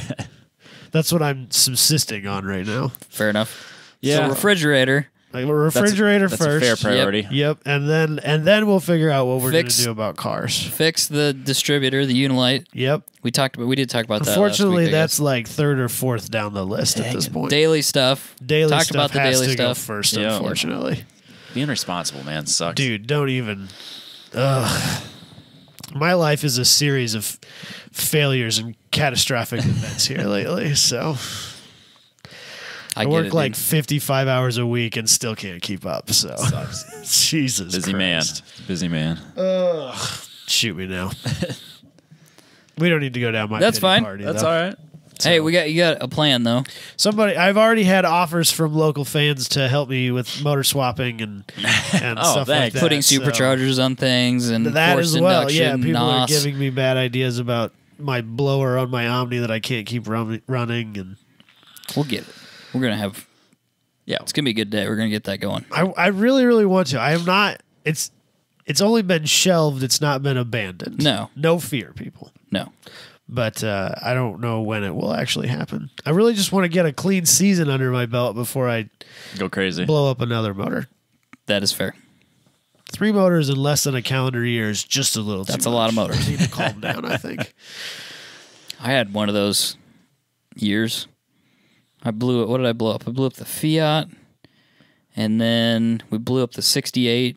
I don't think Oh, I did that's that. Maybe right. I did do that. And Blew then the power steering on the 60. no, there was a power. No, that the valve guides on that went out. Oh, really? Yep. Because that was the valve guides on the. Fiat was Fiat, also the too, valve wasn't guides. Yep. And then What else? Oh, I crashed the motorcycle, and then I think I did one more thing. So yeah, I went through like 3 or 4 cars one year. So it's Lucky not for fun. you though, none of those were the thing you None of those rely were on my to daily. get to Well, work. the Volkswagen may have been in the mix at that point, which that thing was a No, frustrating. because you had the nightmare all time. Veloster as long as I've known you, and I was around the year of the valve guides. Unless that's okay. happened more than once on the Fiat. Well, the valve guides on the Fiat went out twice. Like when I Okay, first then got maybe it, and not. then no, this was the second go around. Okay. So No, you were in the the- Veloster at that Yeah, point. the new plan on the valve guides is that you buy them, the hardened ones, and you Yeah. give them to the machinist, and you Right. say, "Put these valve guides in the heads," and then you stand there and you watch them do it. That worked Apparently- this time around. Apparently, LS ones fit in my car, in my Omni. So, That's bizarre.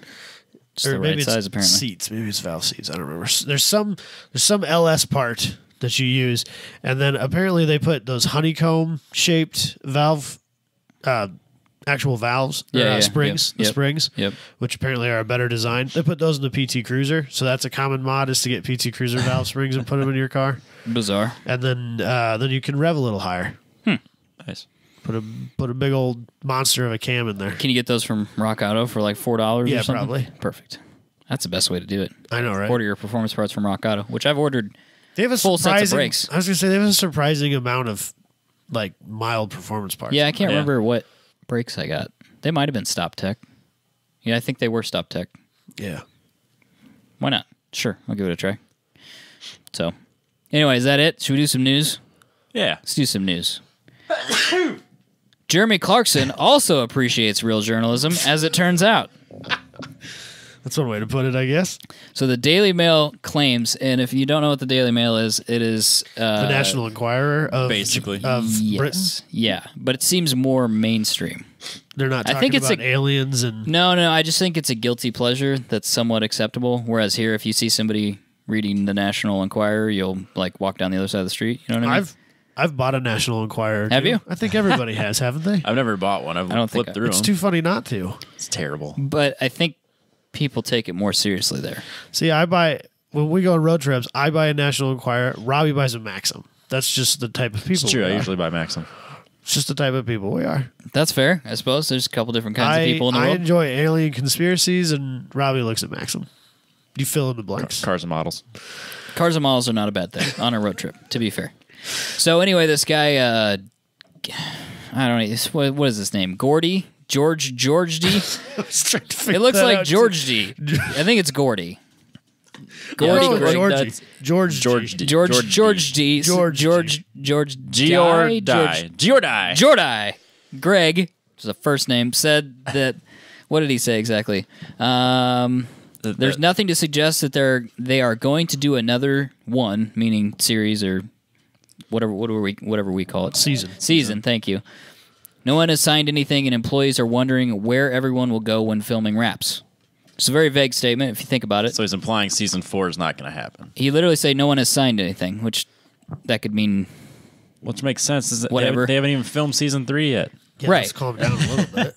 And that's what Andy said, the executive producer. He's like, we just finished. Like, what do you want from us? So Yeah. Give us some time here. yep. So anyway, Clarkson said on Twitter, because Clarkson is good at Twitter. It's so sad that Greg is about to be fired as editor of the Daily Mail on Sunday. I rather liked him. And then he followed it up with, "Sorry, Jordai, I may have published something which is horseshit. Annoying, isn't it?" I like that he's calling him out. I mean, if it's I think he does this with the Daily Mail all the time, but it was relevant to what we talk about, and it was funny, and so there it is. yes, his other one Jeremy was Clarkson being Jeremy Clarkson. Yeah, his other tweet was, "Don't believe the fucking mail." that too. Plain and simple. At least he didn't hit anybody this time, so He might have been thinking we're about getting it. better. He hasn't met this Jordai yet. Gordy, maybe it's Jordy. Jordy? Jordy, Gordy, Jordy. Greg. Spell it out. Yeah, good point. GeorDie. It's George and Die together. Die, George. It is though. It's George know. Die. Jordie. That's what it looks like. Maybe the second G is soft. There's no second G. Oh, I thought there was. No. There's a G in Greg. I don't know, man. I don't know what to tell you. Let's just call him Mr. Greg. Mr. Yeah, Greg. how about we let them film season 3 first, and then we'll just worry about season 4 and after that. Andy said that they're going to do season 3. So, I mean, I think season the 2 was original great. contract was for 3. Yeah, I think that sounds right. And season 2 was great. So, what's everybody worried about? Yeah, I'm feeling pretty confident about season 3. Yeah. Yeah. Good stuff. All right, moving on. Quick one. Number of people buying hybrid and electric vehicles isn't growing very fast. It's not growing at the media- pace that you might expect. Yeah, the media makes Yeah. it sound like it's leaps and bounds. Like that's everybody's. I mean, if Everyone's you're buying a car, it's a hybrid or an EV, right? it has to be. That's all. Yes. So basically, 2.6% of all new cars sold in the U.S. were alternative fuel in 2017. The national average. Yes, sir. National average versus 1.7 in 2014. So 3-year gap there. Statistically, I don't know if that's even a different number. It doubled percentage-wise. 1.7 to 2.6. So 0.9. It's a pretty small growth. Yes. And the highest adoption rate, which I thought this was low, California at 7.5. That's it. So everybody talks about how, like, when you're in California, Teslas are everywhere. it's Teslas and Priuses as far as the eye can see. Yeah. But I think it's just that you notice them. Perception. Yeah. yeah. Right. Yeah, It's like when you buy a car, like, oh, no one has these. And then you buy it, and it's literally always- Everybody has. Yeah. Literally everybody has a tan Blazer. That's all I Yes. see. Right, exactly. It's out of control. So many of them. So I don't know what you can extrapolate from that information. It was just interesting, I guess. It was not what I expected. I would have thought the national average would be closer to 7.5 and California would have been 15. yeah, I am Maybe, surprised new it's car single sales, digits maybe everywhere. even higher than that, maybe 20. Like barely over 1. Right. I mean, it's not even a significant number when you talk about how many vehicles are sold. Like, 'cause even our show here, like, we have an EV news article almost every week because that's what's out there. That's what people are. That's all they there talk is to about. talk about.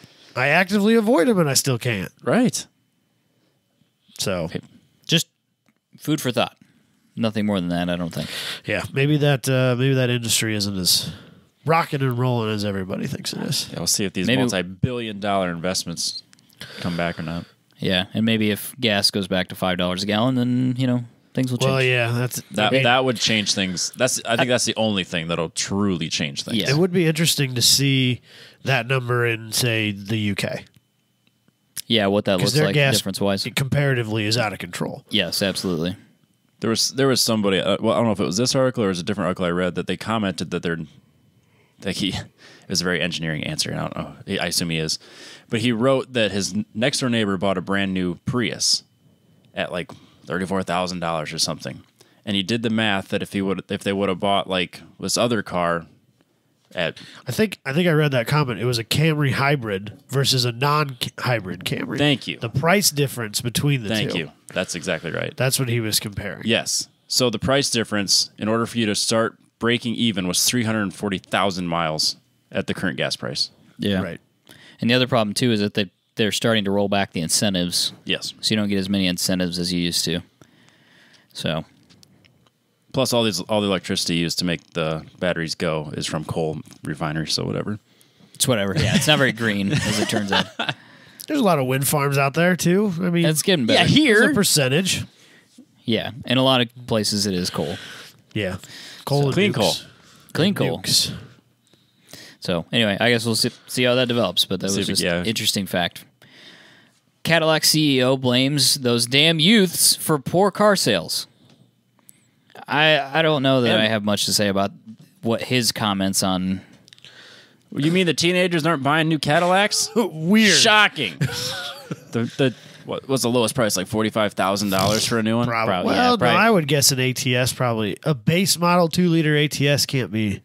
How about 36? 35, 36, let's say. Oh, your lowest level isn't getting sold to the teenagers at 36? Yeah, because who buys a base model ATS? Who buys a base Do they model even actually Cadillac? make those? Because, like, I'll bet you, if you look at a base model Cadillac and a similarly priced but optioned up Buick or Chevy product, you'd take that over the Cadillac any day because of the option package you're going to end up in. Absolutely. Same chassis. Yeah. So Part of his excuse was that people are not buying high performance sports sedans because our road infrastructure is so poor. Isn't like the Kia Stinger doing really well? I have no idea. Yeah, and actually they're selling more Genesises than they are selling Genocide than they are selling equivalent Lexuses. Can you Lexi. believe that? Lexi. I looked up that information because I was like, how many Genesis cars are they really selling? They're selling more Genesis, like the What? G80s and the G90s, than they're selling Lexus ES and GSs. Really? Yeah. Wow. I would never have called that. Yep. Because I don't know that I couldn't believe it. I don't know that I noticed them. It's hard for me not to notice a Lexus with that Stupid that face. predator face going on there. But I was like, It is good looking. Bump. damn, that's crazy. So I mean, is that a performance sedan? I don't know, maybe. But anyway, the point is, he's I saying think that it's performance I think oriented that to some if extent. you were shopping a CTS, that you would cross shop a Genesis. I don't see why those two don't intersect. Right, because you're not. Especially if you're getting their what was that? The Genesis. There's the G80 Sport. Do they still have a V8 one? No, but now they've got that sweet That twin turbo motor. V6. Yeah, so I mean, I don't And- see why you wouldn't cross shop those two vehicles. No, That and the seems Sport reasonable. is killer looking. It's crazy. So, but his claim is that the roads are so poor, people are responding by buying softer vehicles. Isn't that what a Cadillac is? Like a big, Well, it's No, a- Cadillac is America's BMW, and they're built on the Nürburgring, and they're probably terribly uncomfortable when it comes to ride quality. I always thought Cadillac was like the comfortable ride. There's no such thing as a comfortable, pillowy car anymore. Yeah, I don't think that there really is. Those don't Cadillac, exist. go back to that. No, Right? no. I want them to make stupid, fast things. Well, they But can I do also both. want them to make pillowy, luxury, floaty cars Well, apparently they don't make those. with velour interiors and Johann. Oh my God. Johann. Where are these people getting these names? It's Johann Denysschen. Nishin? His last name's Nissan. Johann de Nissan. he works for the wrong company, clearly. Yeah, he should have worked for Nissan. He's the Cadillac CEO. He's saying they make sports sedans and the roads are bad. And I won't disagree with the roads being bad, but do you We all are on those same do bad you roads. think? Okay, whether or not his point about Cadillacs is true or not, do you think the roads are bad enough to influence people's buying decisions? Honest question. I think in certain places, I bet you they are. So, like, I saw a couple weeks ago, there was a video that was floating around social media on the interstate in Michigan, in Detroit. There was a pothole that was so big and so bad that when a semi truck would hit it, it would literally jump and skip into the other lane. Neat. And it was causing people, like somebody in an Escalade, funny of all things, went through it, lost control of the vehicle, and drove it up an embankment. jeez. So Okay. it's no longer a pothole. It's just a hole it's in a the road? pot chasm. Yeah, at this you point. have a light canyon, It's- sir, in the yes, middle yeah. of the road. So Could we address people, this? You could put a scenic outlook over it and You look put a out railing across around its it, vastness, like Get one you're of at those the Grand Canyon. those quarter-operated binoculars, and you and can it- call it an attraction. I think at that point you legitimately have to concern yourself about ride height clearance when you're driving down the road every day. And when you're bumper to bumper doing 70 miles an hour, you don't have enough space. I mean, maybe this is because we all suck as drivers. You don't have enough space to know that that's coming and make an evasive maneuver accordingly. And it's not like you can dodge to the other lane. There's probably the car, There's a car there, yeah. I've done it here. I mean, there's roads bad enough, in Des Moines proper or wherever that they've got holes in them. And There's- you accidentally hit them. There's one right. This shows how I think when I drive. There's one right on the apex for the corner as you're entering the East Mixmaster, going from 3580 to 35 northbound. Okay. If you are apexing Right. that corner, you'll drag your passenger side tire right through that pothole, and it's big enough that you'll It'll jar move the you. car. And so that's, quote, a 45 mile an hour corner, which you can easily take at the 70 mile an hour assumed speed limit. Yeah. But if you hit that pothole It's a bad day. If you're not ready for it, things could go wrong very quickly. So maybe not around here because we don't have, I mean, we're even in like one of the larger cities in this state, and we really don't have an insane amount of traffic as compared to like Los Angeles, Right. New York, those big Chicago, those big cities. I'll bet their roads are in such a state of disrepair because we can barely keep up and we don't have nearly the volume. Right. That might be a legitimate thing depending on where you live. I think he could have a point there. I just don't. I mean, if you're going to buy a luxury sedan, why would you buy a Cadillac? Again, not a rhetorical question, an honest question. Why would you buy a Cadillac instead of a BMW or a Mercedes or whatever? I wouldn't buy a BMW. I would seriously look at a Mercedes. I would probably seriously look at some of the Korean offerings. I might even go look at a Lincoln. Apparently they're selling like hotcakes. Apparently they're quite a car. Maybe I mean I'd at least look at it. I don't know that I'd buy it. But Cadillac's probably a few down on my list, unless I'm specifically looking for supercharged LS things. Right. The compelling reason to buy a Cadillac is to buy a V Series. I don't know At which that point you. I'd probably buy a Vet. Fair enough. But I mean, it's why would you spend the money? I don't know. I don't know why you would. Yeah, Every time I've looked at one, I go, that's fine. But if it doesn't have V after it, I don't really want it. Like the ATS-V, the coupe, the 4-door, awesome, great car. I think the interior is a little annoying because everything's like touch, so it's kind of Give me buttons obnoxious. and knobs and real things. So it's a little annoying.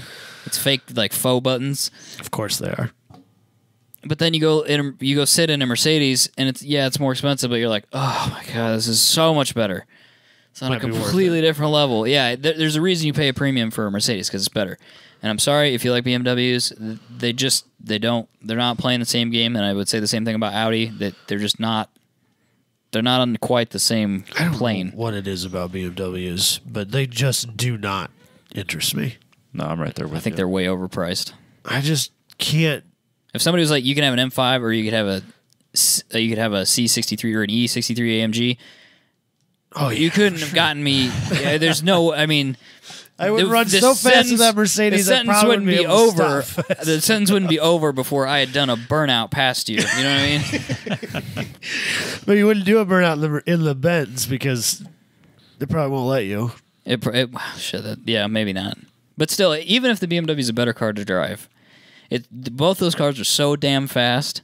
It doesn't matter. It doesn't fucking matter. No, at that point you're splitting hairs. Right. Which one do you like being in more? Buy that one. Right. Because you're not Randy Popst. You're not. It doesn't matter. You're not And taking even to a if you track. are, those are not competitive cars. I don't think they are either. I mean, they claim that they are. They're but I too don't- big. Well, I mean, like Oh, competitive race wise. you're not going to show up at a track day and turn out some track records No. in an E63 or an M5. You're just not gonna. No. They're huge. They're luxury They're yachts. freaking huge. Yeah. They're designed to do burn. You're better off taking it to that Australia burnout contest thing. Sort of Might be fits a in good better. use for one. That'd be sweet.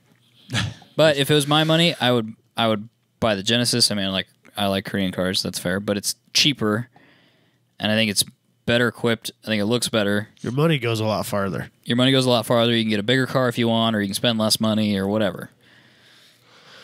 I just don't think there's a good. I don't think Cadillac's the V Series thing was good, but from a marketing perspective, I think they need to seriously sit down and go, why would anybody buy a Cadillac? You know what they really need to make? They need to make a Raptor Escalade. That'd sell. So It fast. probably It actually really would. would. sell. so fast. Because people buy Raptors out the wazoo, but Ford doesn't make an equivalent version as an SUV. No. And you could have fancy. People love fancy. Dude, could you imagine a luxury $120,000 Raptor Cadillac. Raptor Cadillac Escalade thing? Yeah. Sad thing is, they'd sell all of them. I know. I really think that they would. So here's what I have to say to Mr. Nissan. Nissan. Instead of complaining about why you can't sell cars, fix it. You've identified why people don't want to buy your cars. Seems like pretty easy things to fix to me. Fix it. Yeah, you don't appeal to young people, and Your ride's too hard. I wouldn't worry about appealing to young people, first of No, all. not with a Cadillac. Let's appeal to your demographic, first of all. Who gives a shit about... Well, his point may have more been that he doesn't like the demographic. He thinks it's too old, or his demographic's too narrow. So how do you widen? Like if your average age is 50 and BMW's average age is 43, why? Because BMW sells a cheap car? I don't know about cheap. They have a more entry-level vehicle. You know, Audi, Mercedes, and BMW, the German big three, they have a much wider range than Cadillac. They have so a lot their more average cars, ages yeah. are going to be lower. They have a lot more cars. They're going to sell a lot more. If you're going to compare yourself to one of those three companies, then you need to be looking at yourself as GM, not as Cadillac. Yeah, I mean, like you said, why would you buy a cheap Cadillac when you could get A Buick or a Chevy. You know, okay, so the brand's not great, but I think there's nothing. I don't have anything against Buick.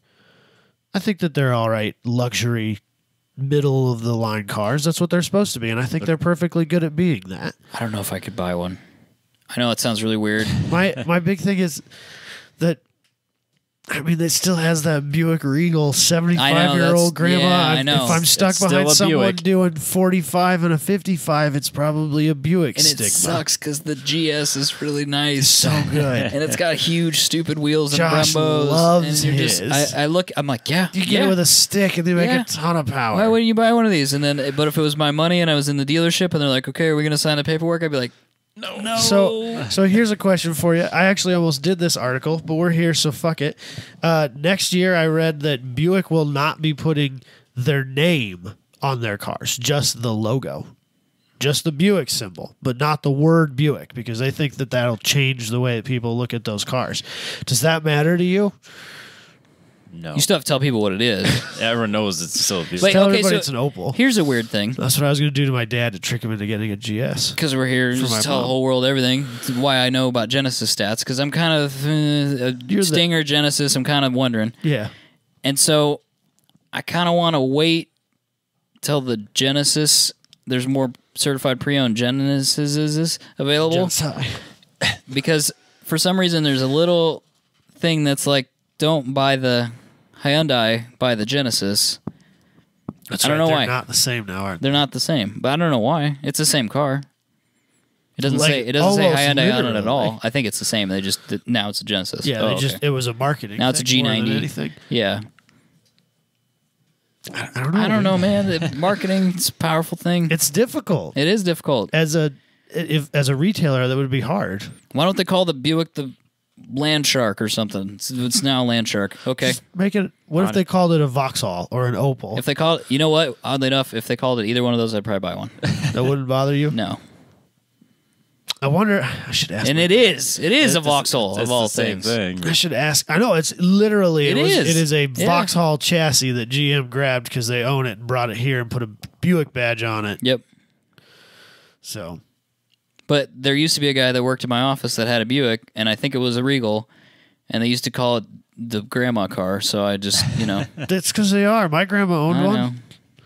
9 times out of 10, 5-10 years ago, if you got stuck behind someone doing 5-10 miles an hour under the speed limit on a two-lane road, Buick. it was a Buick Regal with a 3.8. Remember the liter in it. LeSabres? Oh, yeah, the big ones? Sabre, the Regal, all that Oh, boy. stuff, man. And then they made that Built on the smoking Grand Prix chassis, supercharged Regal for a while too. Yeah, so they The made sleeper. basically anything that they made with the Grand Prix, they made as a Buick as well. Yeah. So if you got the supercharged 3.8 liter, you could get that in the Buicks. Yeah, And then for a little while, you could get them with North Stars. right. So that LaCrosse, they have those fender vents, those Yep. fake ones. Yep. The 6 cylinders had 3 on each side, and the V8s had 4, and that was the only like major Oh, aesthetic difference between the two. anyway, Buick knowledge. Yeah, no kidding. Boom. weird stuff there. This is the obscure shit that people come to this podcast for. Somebody's like super pumped because we're talking about V8 and supercharged Buicks, though. You just I know. it. That's the thing. We don't talk about chassis codes for 911s. We talk about how many portals are on a Buick. That's why you come to this show. Because that's what I know. You I don't know a listen damn to thing whatever. about The 9 other podcasts that I talk was going about to say, Porsches. there's a dozen other Porsche podcasts. Yep. I if you need some help finding them, send me a message and I'll Still- direct you away.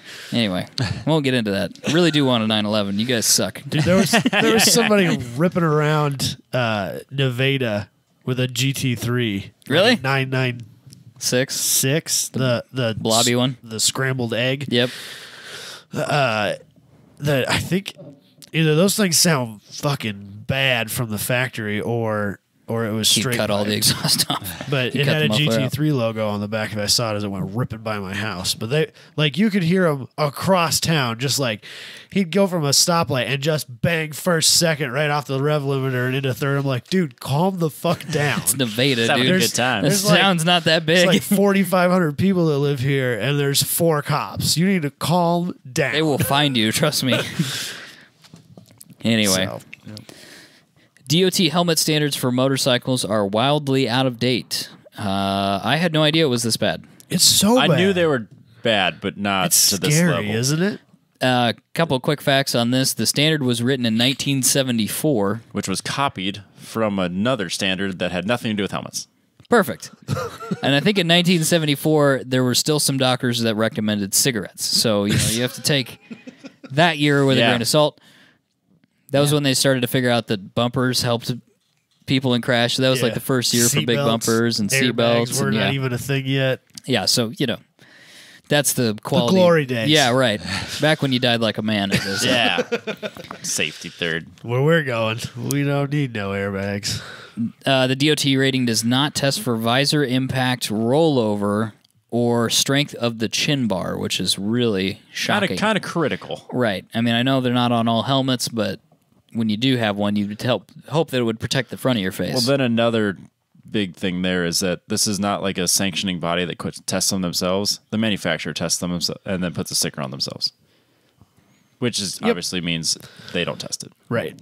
Or even if they do, like maybe it's It's safe in this spot. we're for the test. 85% of the way there, sticker.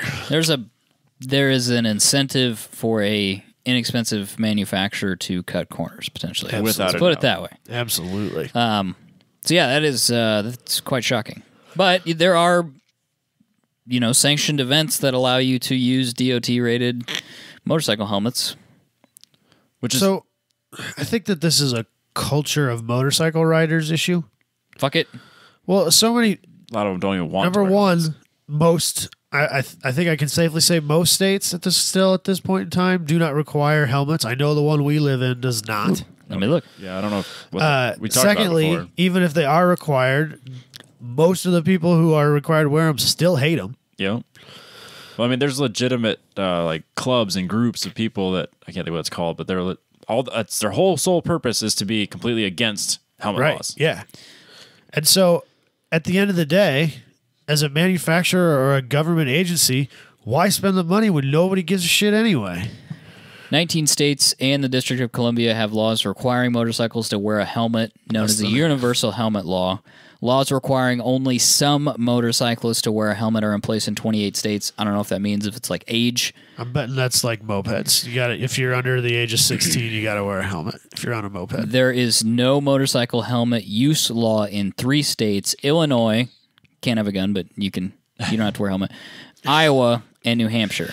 Yeah, buddy. Go Iowa. Nope. So take that for what it's worth. Anyway, that's the law as it stands currently. But even if you live in a place where you are required, which sounds like a large percentage probably do, they hate them. They find literally the smallest helmet that you could possibly wear. Yeah. Yep. Those brain bucket things, Yeah. like we used to call them. That's what we called them when I did my motorcycle class. Because when you crash, your brain will just sit in them on the Right, road. and they'll just scoop it up in there and Yeah, take it to the corner. yeah.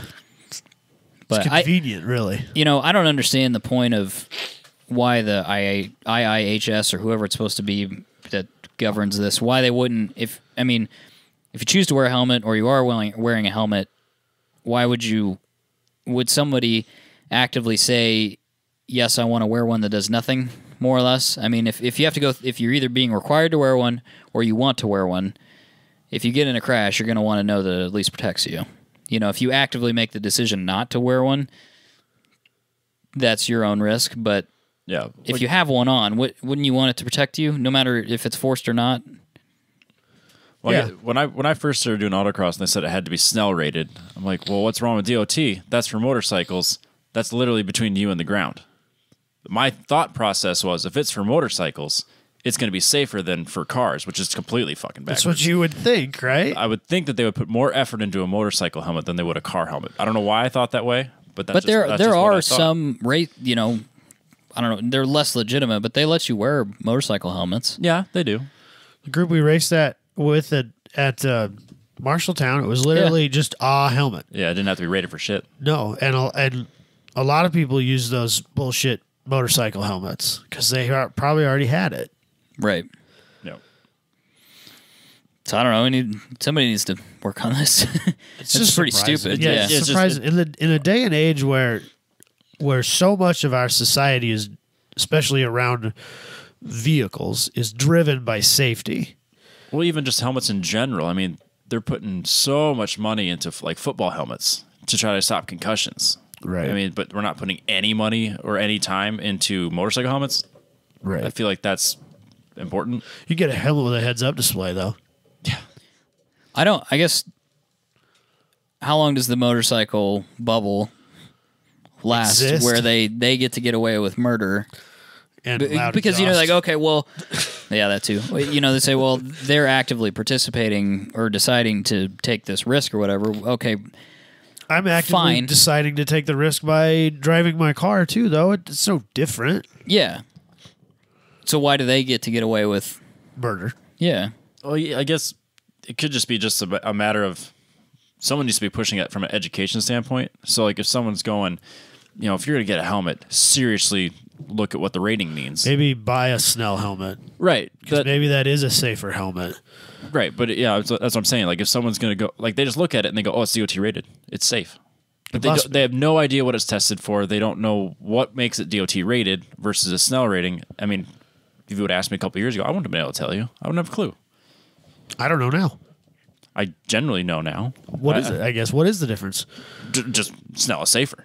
Like, they tested for more stuff. Like, again, face shield impact. Okay. Because in the video that it shows, he takes a wrist rocket and just shoots like a marble right through the visor, and it smashes the watermelon that's in it. It's DOT rated. It's just a rock. Yeah, just a rock behind Just a a truck. rock off a truck.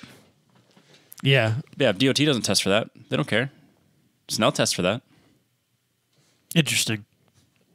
It's scary. Yeah. So Anyway, we hope they make some changes there, right? And it's just one of those things, like, if you're going to save money, don't do it on safety.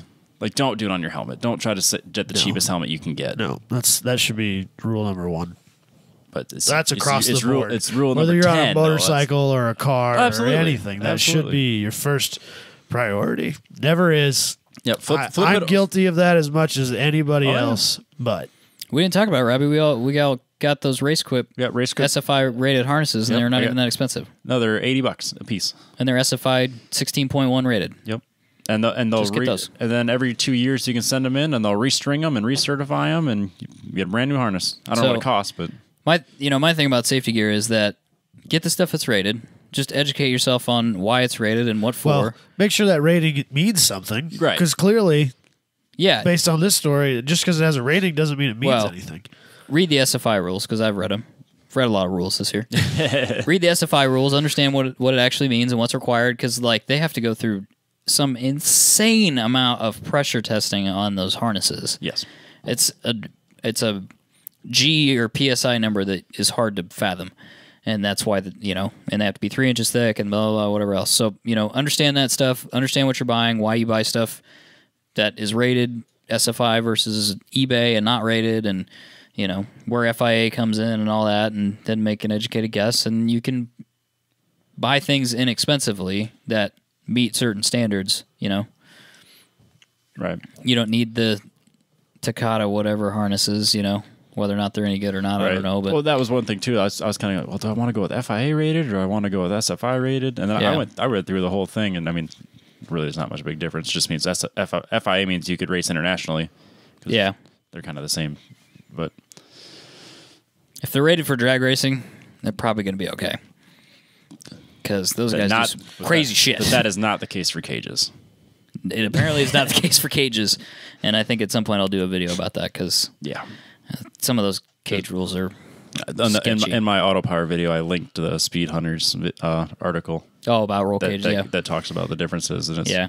pretty educational. I've read through that a couple of times. That's Yep. a good one. But I guess one of the things that they pointed out in the helmet article is that the skull fractures at an impact of 400 G.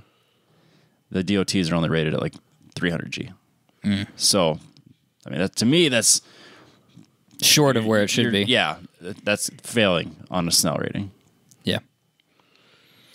It sounds like a huge number, but I don't think it's that hard to get there. Yeah, taking a 300 G shot to the head.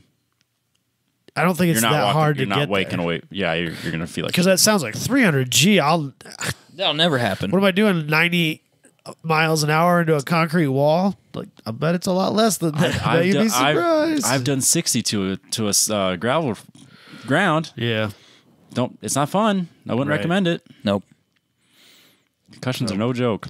No. Neither is death. Word. Up next, quickly. The show got a little long for not having any topic. Imagine that. Weird. Weird. First time racer takes pole and nearly wins his opening IndyCar race. This is kind of cool. Yeah, It was a good story, I thought. Other than exciting race. Alexander Rossi being a dick. It's kind of what it boils down Yeah. to. he Yeah, definitely I mean, overshot that.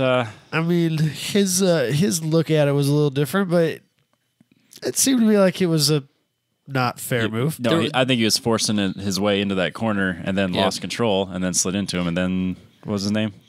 Robert Wickens. Wickens. Robert Wickens. It went from. But did he even finish? I don't think I so. don't think so. I don't think so either. So real short version of He the story. hit that wall. It was a restart. 2 laps to go. 2 laps to go. He'd pulled. He'd been in the lead, I think, basically the whole race, right? He was Yeah, doing off really and well. on. They went back and forth a few times. Alexander Rossi tried to take him on the inside by braking late and kind of slammed into him. And if you're watching the YouTube video, Robbie's got a GIF pulled up of it happening, and I've watched it a couple times. Yeah, and this is a bad angle, but if they show it from a different angle, his back end kicks out and he slides. Rossi slides into Wickens. not cool, bro. That's a sucky way to end your first race too. Is to be like clearly the guy that's going to win Yeah, it. dude, You've like, been Even showing if, your. if I get passed and it was honest and I end up second, third, whatever. I took pole and I podiumed in my first IndyCar race. That's an accomplishment. Fuck yeah. Yeah. I'm going places, man. I hope this dude But to cleans get- up. Yeah, to get crashed out. I hope he wins this year. Yeah, I hope he fucking he's cleans champion. everybody's clocks. So, Anyway, the rookies kind of dominated this. They really did. This I race. it's like the veterans are having a hard time adjusting to the new aero. To the new car.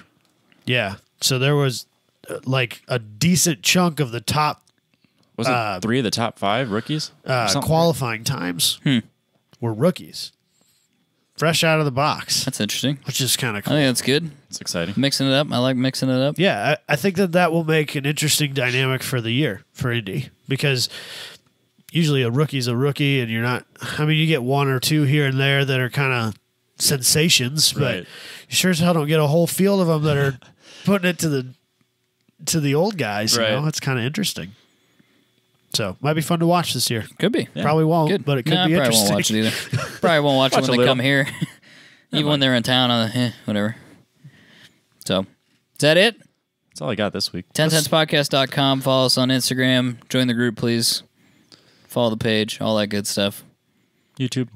YouTube Is that for sure. Instagram? Yeah, there's Facebook. extra content. If you guys are looking for extra content, it is definitely on YouTube. And then, of course, the in-studio format. If you guys have joined us since we made that changeover, that is available on YouTube as well. It's a video. And Hooray. next week, assuming he doesn't cancel, the only time I've probably predicted what we're going to do next week because it's Mr. Adam Jabay. But Jabay will be on. We're going to talk about entry-level motorsports, more time attack level, Grid Life. grid life, what he's been working Grid Life on. has a brand new way of doing their instruction stuff for the HPD. novices. Yep.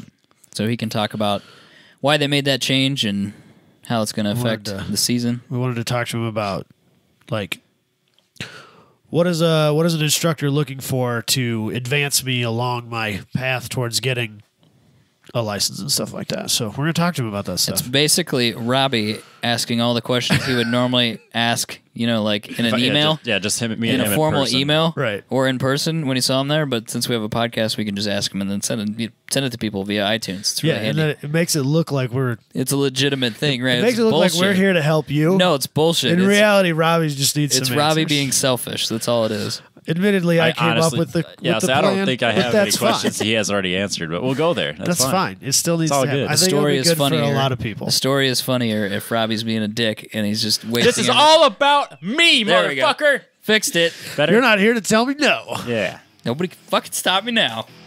So anyway, we're happy to have Mr. Bay back on again. Can't wait. Anyway, we'll catch you guys next week.